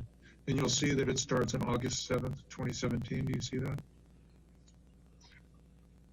August 7th, 2017, yes. Having read it, can you determine who you're speaking with in this text exchange? Amber. Oh, hang on, let me ask you this. Do you know whether or not Ms. Heard ever had a relationship with Mr. Elon Musk? Yes. She did? Yes. So again, it's dated August of 2017. And she says, dealing with breakup, I hate when things go public. See, I'm so sad. Having reviewed the document again, do you have an understanding of what she's referencing there? I believe she's referring to breaking up with Elon. You say, seems like a press release. You weren't in love with him, and you told me 1,000 times you were just filling space. What are you saying there? Saying, why would you be sad if you weren't in love with him to begin with? And by him, you're referring to who? Elon. And at this point in time, were you still close friends with Ms. Heard? Looks like that's the case at that time, yes. And did she still, at this point in time, did she confide in you about her relationship? Yes. Okay. And you respond, I'm sorry, she responds, I know, but I wanted time to grieve and recover in my own time. Is she still referring to Mr. Musk there, do you know? Your understanding. I don't know whether she's referring to Johnny or to Elon in that line. Okay. In this point in time, do you know what her feelings were? What was your understanding? At this point in time, what was your understanding based on your experience with her? What was your understanding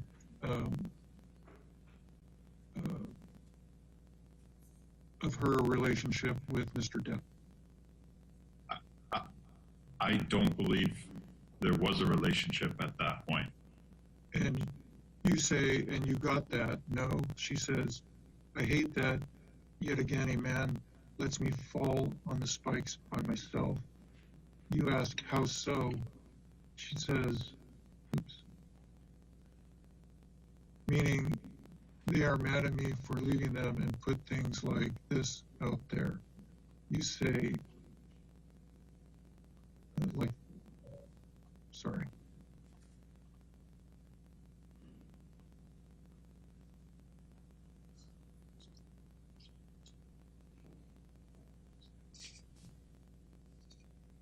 she says like that, you say, you could avoid all this if you stop dating uber famous people. You can be with a big man who isn't famous. What were you relating to her there? I believe what I was saying was, if you don't like being in the press about your personal life, then don't date people that are famous. Sure. You indicated that she moved on immediately after after Johnny Depp to date Elon Musk. Is that accurate? Yes. Okay, sure. Do you have an understanding one way or another whether Ms. Heard and Mr. Musk were in fact dating at the time of the San Francisco reconciliation that she asked you to set up? I don't know whether they were dating, but they had definitely spent time together. Do you know how long after the San Francisco attempted reconciliation you gained the understanding that Elon Musk and Ms. Heard were in fact dating? I don't know exactly how long, but not long after. Do you know who she's or what was your understanding of who she was referring to when she was said, "Here, I love him"? Johnny.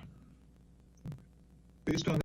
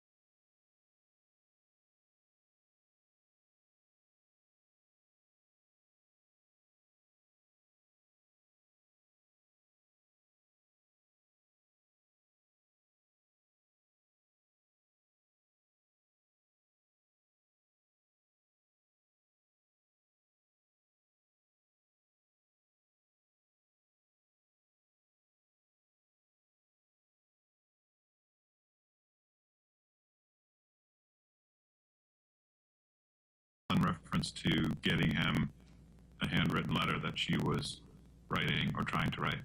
was it your understanding at the time of this text exchange, August 24, 2017, that Miss Amber was attempting to reconcile with Mr. Depp? I believe so. Okay.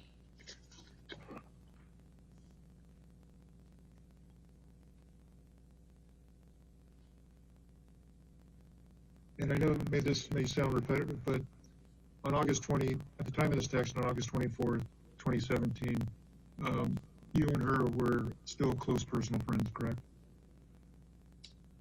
I believe so.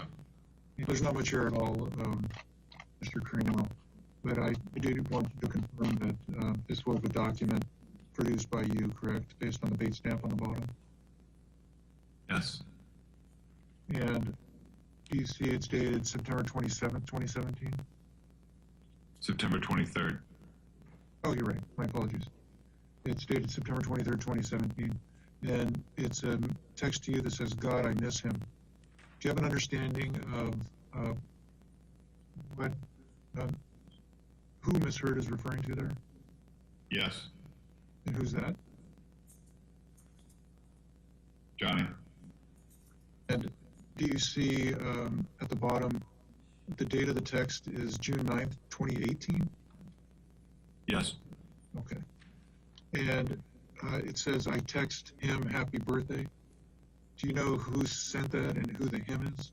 I assume this is from Amber, and she's talking about Johnny. You've had a chance to review the whole document. Reno, what does this appear to be? It appears to be the communications around the time that we set up the meeting in San Francisco. And who are these communications between? Me and Johnny. Okay. And this first bubble, can you tell if the blue is you or Mr. Depp?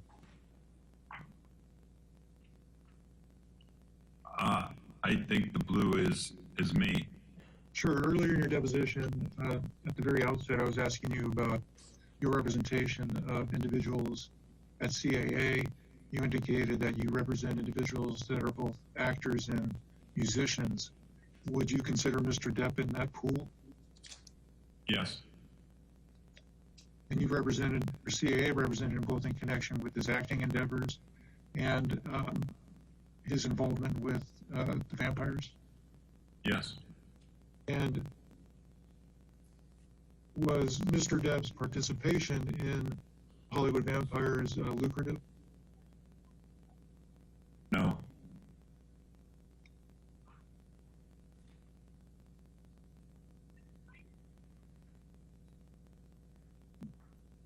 Do you know whether or not it was something Mr. Depp enjoyed? Yes.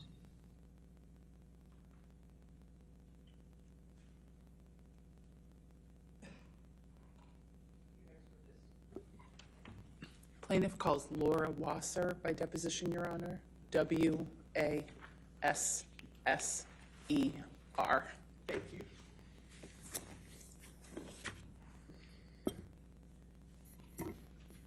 Will you please state your name and address for the record? Laura Allison Wasser, Wasser, Cooperman and Mandels, Suite 800, 2049 Century Park East, Los Angeles, California, 90049. Thank you. What is your occupation? I'm an attorney at law. And how long have you been an attorney? 26 years. You represented Mr. Depp in the divorce against Amber Heard, is that correct? Yes. And you are here under subpoena? Yes. Your practice has primarily been focused on domestic relations in California, is that correct? Yes. Are you a member of any bar other than California? No. During the period 2012 to 2016, was California a no-fault state with respect to divorce? The answer is that California was a no-fault state during that period. During the period 2012 to 2016, was California a community property state with respect to the division of assets in the divorce? Yes. And what does that mean to you? California is a community property state, and what that means to me is that assets which were earned or created during the course of the marriage, absent some other theory of law applied, be divided equally. And what do you mean by absent some theory or law applied? I'm sorry, Elaine, what was the question? Oh, a theory of law. When I say a theory of law, I mean if there's a premarital agreement, if there's some other, it's not completely blanket community property. There may be things that were earned from a separate property source that would not be considered community property. So I was just trying to provide, for the record, some exceptions to what would be considered community property and therefore divided equally. Now, if someone alleges domestic violence or abuse against their spouse, would that change the amount they would otherwise be entitled to under community property laws? No. In obtaining a temporary restraining order, what is your understanding of the process? The moving party files generally with 24 hours notice to the person who is being accused of domestic violence a declaration and forms with the court and requests a temporary domestic violence restraining order. That will generally last no longer than a 21-day period when the defendant is able to make his or her arguments as to why such a restraining order would be inappropriate. And the temporary restraining order, can it be continued? Yes. When did you first begin representing Mr. Depp relating to his divorce with Amber Heard?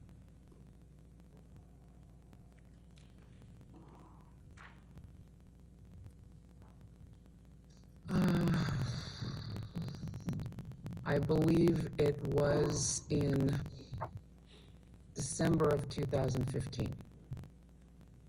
I'm going to ask you to pull up document 1, Wasser document 1, and let's go ahead and label that as Wasser exhibit number 1.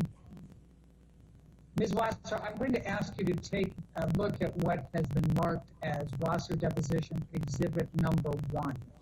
It is a letter dated May 24, 2016. It's addressed to Jacob Bloom, and it says, in remarriage of Depp. Do you see that?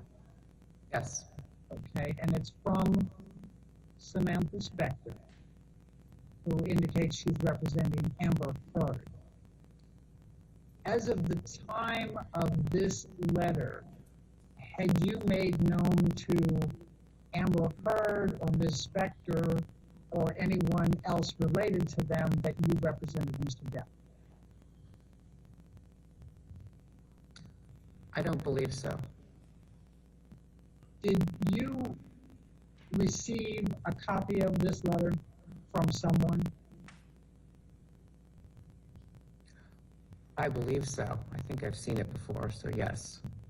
Did you receive this letter on or around May 24, 2016? Okay, next page, please. Hang on.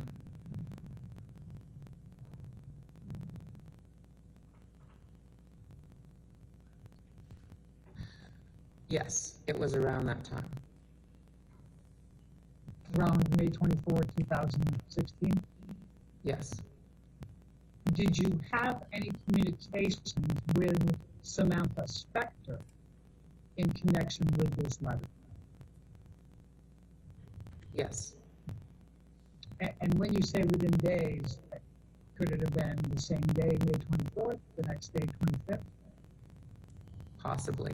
I'm going to direct your attention to the next paragraph. It says, to this end, please have Johnny promptly sign and return by Friday, May 27, 2016, the enclosed notice of acknowledgement receipt form, confirming service of the summons, petition, law, case cover sheet, and blank response.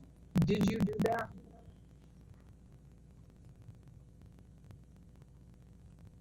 This letter was not directed to me, Elaine. No, I understand it, but it was given to you, correct?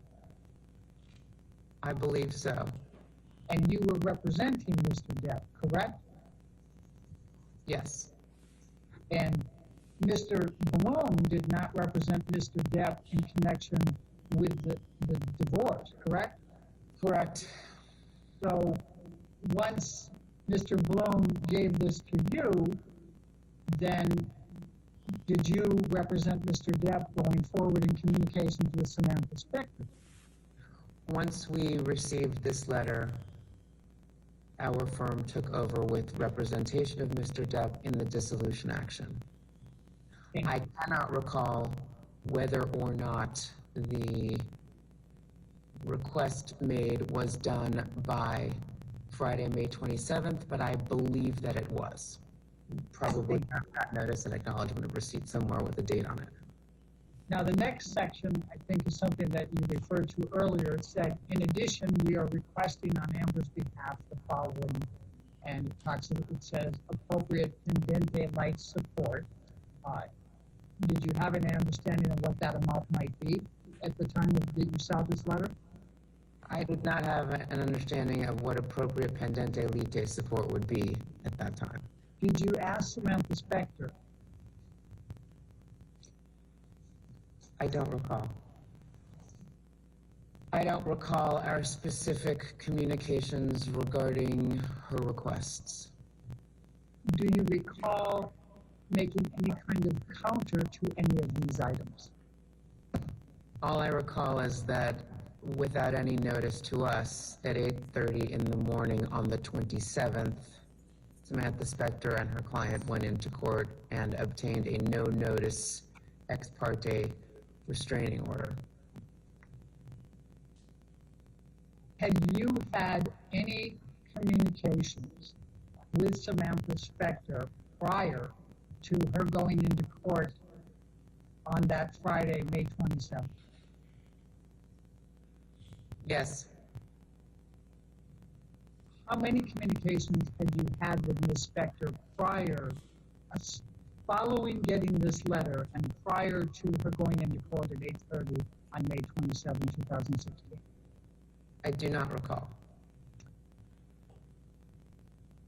Do you have a recollection of whether any of the communications that you had with Ms. Spector between the receipt of this letter that's dated May 24, 2016, and Ms. Spector going into court on Friday, May 27, 2016, related in any way to requests on your behalf, on behalf of your client that you made?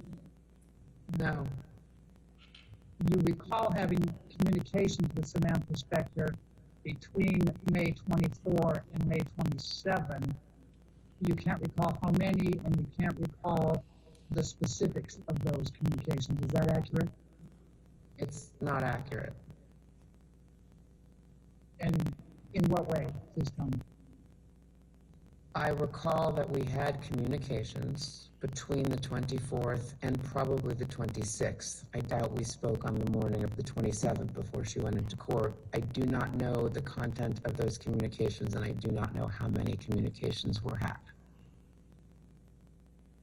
Now, on the next paragraph, it has a proposal for private retired judicial officers. Ultimately, did you and Ms. Spector talk about using private retired judicial officers, whether it was the list she provided or any others? I believe so, yes. And what do you recall? My recollection is that is in almost all of our cases, certainly those with high-profile clients, we would have liked to take it out of the system. Ms. Spector was not willing to do that with this case. What do you recall Ms. Spector saying to indicate that she did not want to take it out of the public spectrum? I don't recall her saying anything.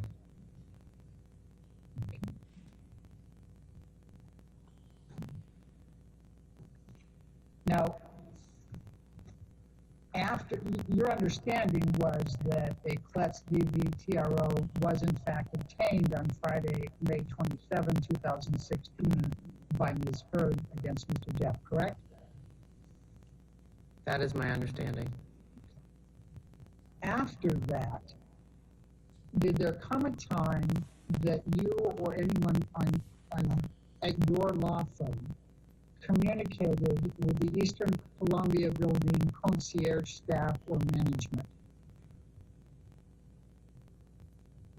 Were those the downtown lofts? The penthouse lofts, yes. And if it's easier for you, everyone's been referring to the Eastern Columbia Building as ECB. Would that be helpful at all? Sure. Or we can, if you prefer to call them the penthouse loft building, that's fine too. Now that we've identified them, I understand what you're talking about. We can call them whatever you'd like. Did someone from my firm speak with somebody at the at those buildings, yes. And who from your firm spoke with someone at the buildings and when? I believe either I did or my partner Samantha Klein or an associate who was also working on the case, Lisa Sutton, from our firm. We also had co-counsel on the case. They may have been involved. As to when, I have to imagine it was sometime in June or July of 2016. Now, you indicated either you or Samantha Klein or Lisa Sutton, and you also had co-counsel. Do you have a specific recollection of speaking with anyone at the ECB building? I don't. What were Samantha Klein's communications with the ECB building?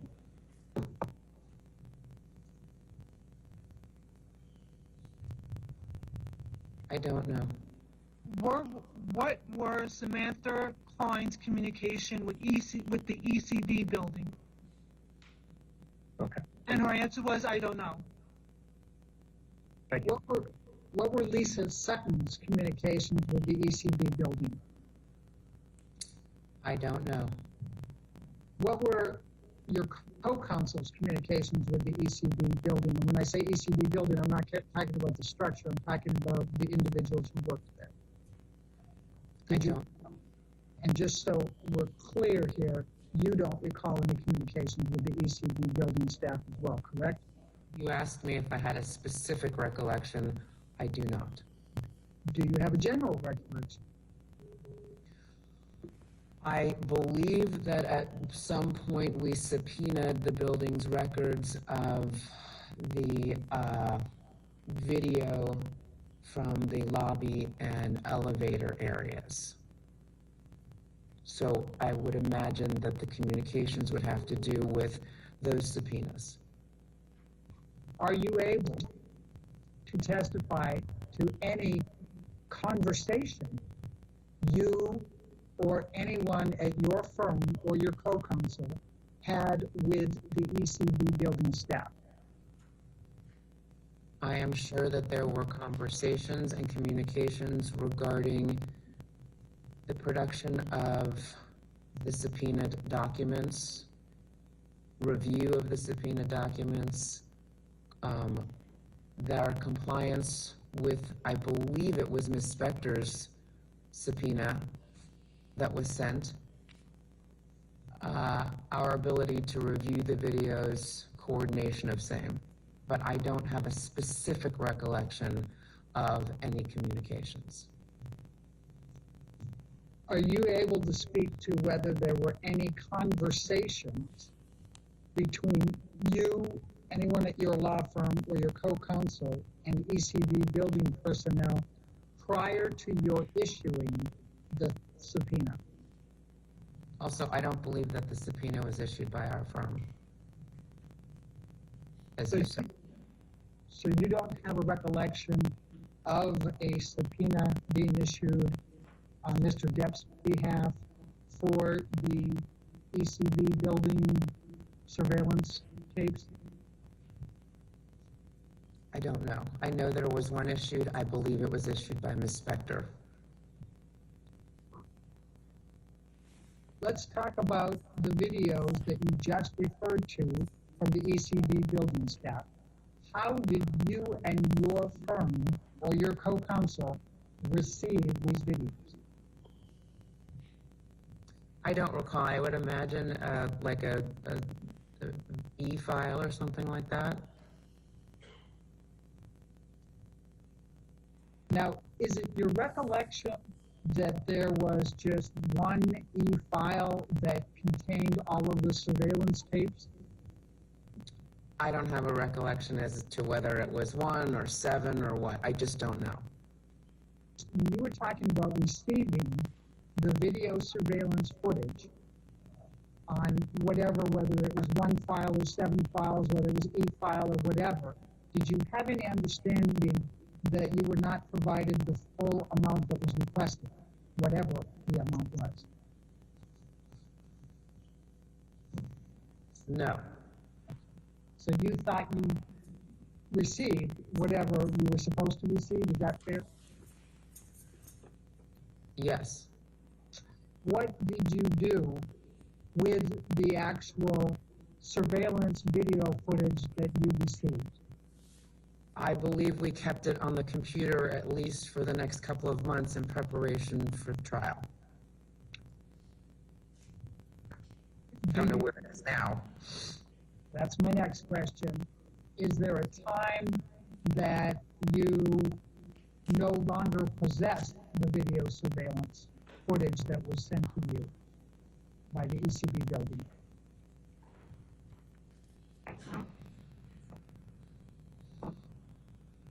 I don't know. Ms. Wasser, I'm going to ask you to take a look at what has been marked as Wasser Deposition Exhibit number 2, and it's a multi-page document, and so I'm going to scroll down a little bit, but you let me know if I'm going too fast here. It's dated June 3rd, and it's to Samantha Klein. She was working with you on the Depp case, correct? Correct. Okay. And it's from Samantha Spector, which you can see there, and we'll show you the signature later. And it's litigation hold preservation of information, including not limited to electronically stored information. Do you see that? Yes. Do you recall receiving this letter? And if you want me to scroll down and let you read each page, I'm happy to do that first. I'm familiar with this letter. I recall receiving it. And did you receive this letter before you received the surveillance footage from the ECB building? I am not sure. Well, I think you had indicated that you thought that it was in June or July that you received the surveillance footage. Is that still the best recollection?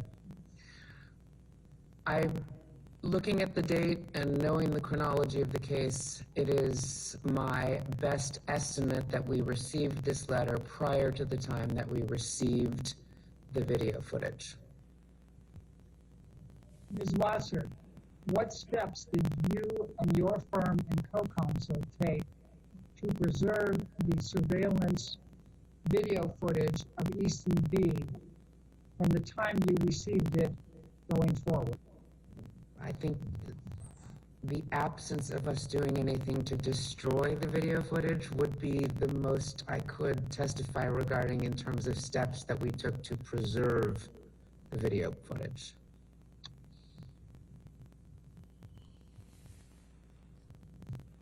Are you aware of any destruction of the video footage, the surveillance video footage from ECB up to the present?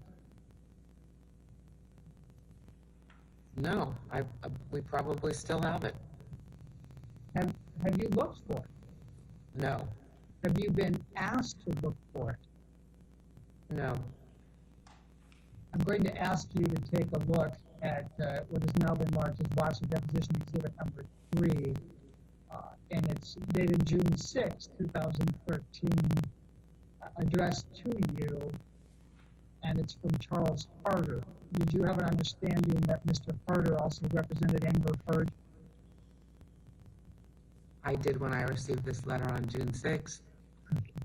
And did you have an understanding that Mr. Carter was also asking you to preserve any evidence? Yes. Ms. Wasser, I'm going to ask you to take a look at what has been marked as Wasser Deposition Exhibit number 4. It's dated June 6th as well, and it's to Charles Carter from your firm. And you are acknowledging receipt of the preservation demand letter from Ms. Heard as well as his, and you indicated we are fully aware of our obligations with respect to the preservation of evidence, Please rest assured that we intend to comply with the preservation demand and expect that Ms. Bird will do so as well. Do you recall saying that in this letter? Yes, And was this letter in fact from you to Mr. Harder? it was. Ms. Wasser, I'm going to ask you to take a look at what has been marked as Wasser Deposition Exhibit number 5. It's a letter dated June 21, 2016 to Samantha Spector, Charles Harder, and Leonard Levine, I think it's pronounced, remarriage of Depp. And it's from Samantha Klein. You see that? Mm-hmm. And you are copied on it. Do you see that? I do. Okay. And Ms. Klein worked with your law firm? Yes. Okay. And represented Mr. Depp as well? Is that correct? Yes. Okay. And I'm going to go back up to the beginning to call your attention to a particular section. It says, this letter shall confirm the agreements we reached yesterday with respect to the pending domestic violence proceeding. You see that? Mm-hmm.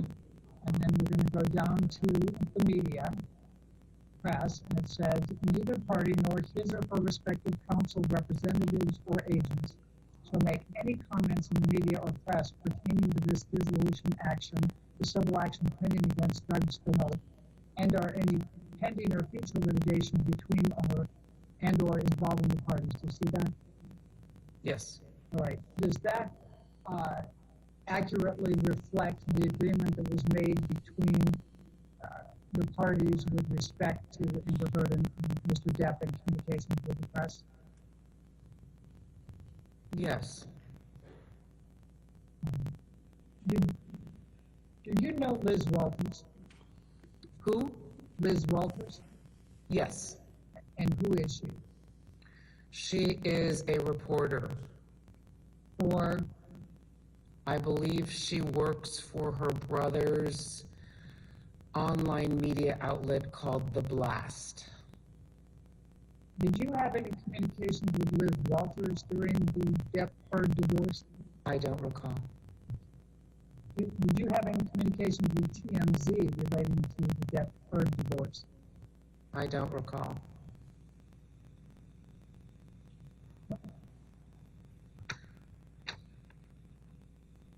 Now, do you recall what the date was for the permanent TRO, temporary restraining order? Do you recall the date that you said that early on, 21 days after the temporary restraining order is typically the date that's set for the hearing for the defendant if they want to come in and oppose it, or if the petitioner wants to extend it? Do you recall what the first date was? I don't, but I would imagine it was probably at some point in early June. All right. And then do you recall that date being continued? I do. How many times? At least twice, possibly 3 times. I think that the final date was at some point in August, and we settled right before then. All right. Ellen, can we bring up document number 7?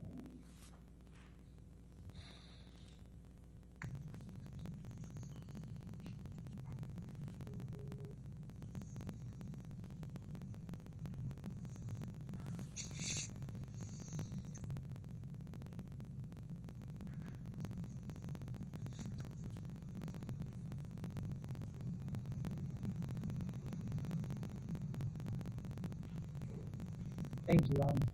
Ms. Wasser, I'm going to ask you to take a look at what has been marked as Wasser Exhibit number 7. It is dated August 5, 2016. It is to you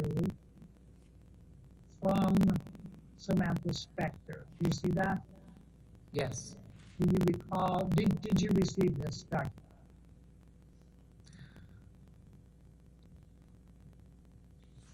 Doesn't it say at the top that it's protected under 1152? It sure does. All I'm asking you is whether you received it. I'm not asking you about the substance. I don't remember. Do you have any reason to believe you did not receive it? I don't. Wasser, I'm going to ask you to take a look at what has been marked as Wasser Deposition Exhibit number 8. And it starts out with an email from Samantha Spector to Amber on August 6, 2016. Do you recall what was going on or around August 16 in divorce, in connection with the divorce? Not specifically, no. Do you know who Christian Carino is? I do. Okay, who is he? He's an agent, a creative artist agency. How long have you known Christian Carino? I've known of Christian for maybe 10 years. Were you aware that Mr. Carino was involved in organizing, if you will, or assisting Mr. Depp and Ms. Heard with their own meeting to try to resolve their case up in San Francisco? Possibly. That sounds vaguely familiar. Were you on the telephone at any point while Amber Heard and Johnny Depp were meeting to discuss attempted resolution of the issues during the summer of 2016? What was your question? Was I on the telephone? Yes. Were you on the telephone where Mr. Depp and Ms. Heard were in the hotel room and were talking? No.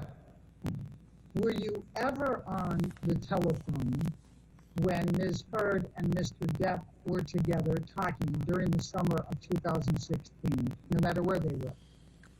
On the telephone? Yes. No.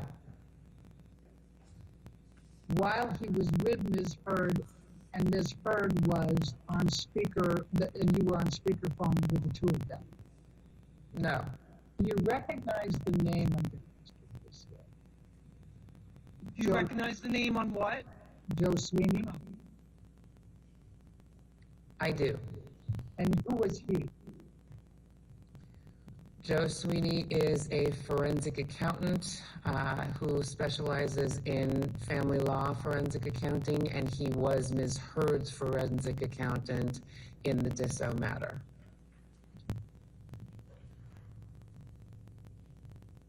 And was Edward White acting as the forensic accountant for Mr. Depp? No.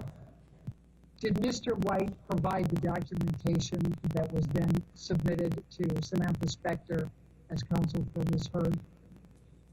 I believe it came from Mr. White's office. Also probably of note is the fact that Mr. Depp changed business management shortly before or during the course of the case, so it is possible that some of the documents came from predecessor business manager. I'm going to show you what has been marked as Wasser Deposition Exhibit number 10, and I'm not going to ask you any specific questions, so I don't need you to have to review it in detail unless you'd like to, and you're certainly welcome to spend as much time as you'd like on it. But I'm just going to go down to the end of it, and I'm going to ask if this is the deal point memorandum that you referred to that was finalized on August 15, 2016. Since the parties' signatures appear at the bottom, as well as Ms. Spector's and mine, I believe that this is the deal point memorandum to which I was referring. Okay. Is there any reason to believe that it is not the final deal point memorandum? No. Ms. Wasser, I'm going to ask you to take a look at what has been marked as Wasser Deposition Exhibit number 11. And it's a series of documents. An FL-150, for example, and then that's page 404, and then it goes into the next part, one of one.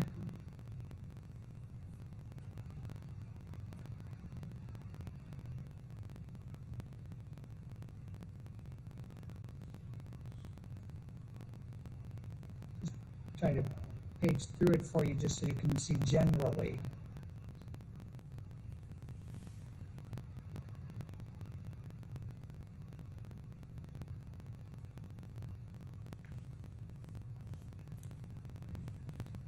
Do you recognize this document?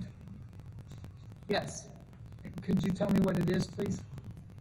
It looks to be one of the parties, I guess Mr. Depp's, what we call in California, preliminary or perhaps final declaration of disclosure. It's just financial disclosure forms. Ms. Wasser, I was going to ask you if you can take a look at what has been marked as Wasser Exhibit number 12. And it's a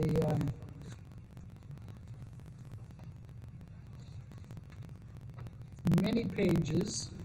I think it's 50 total. Do you recognize this document? Yes. Can you tell me what it is? It's the party's related judgment for dissolution of marriage. There a specific amount that was paid to Amber Heard as part of this divorce settlement and judgment for Objection, document. I'm sorry. for her claims of domestic violence, including any claims of assault, battery, intentional or negligent infliction of emotional distress, libel, slander, and or defamation. I don't believe that we segregated out what the total amount was being paid for. Did you make any effort to seal, S-E-A-L, the records in this case, and I'm referring to the case in front of us, the marriage or partnership of Amber Laura Depp and John Christopher Depp II, filed in Superior Court of California, County of Los Angeles?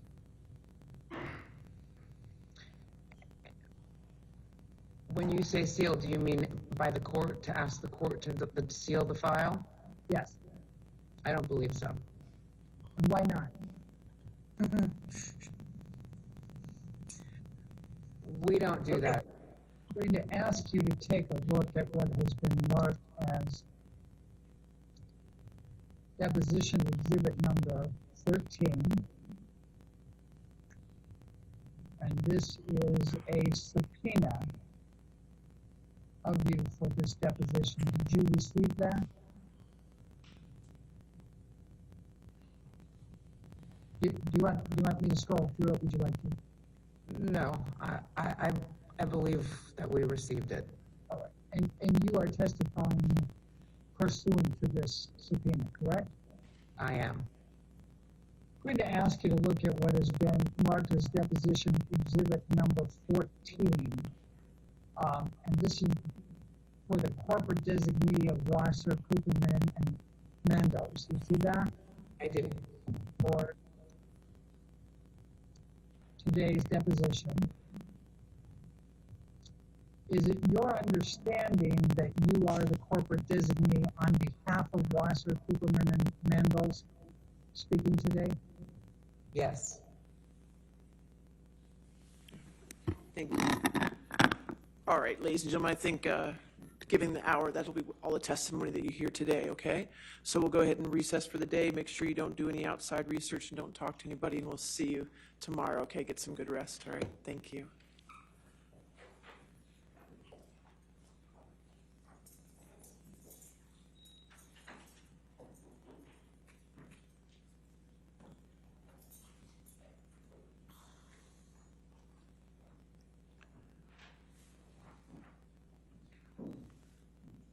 Okay.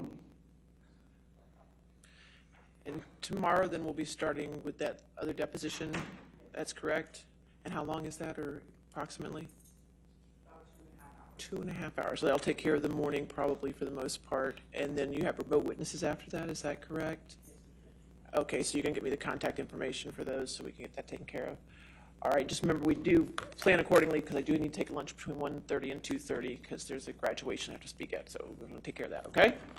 All right, thank you. Have a good evening. Thank you.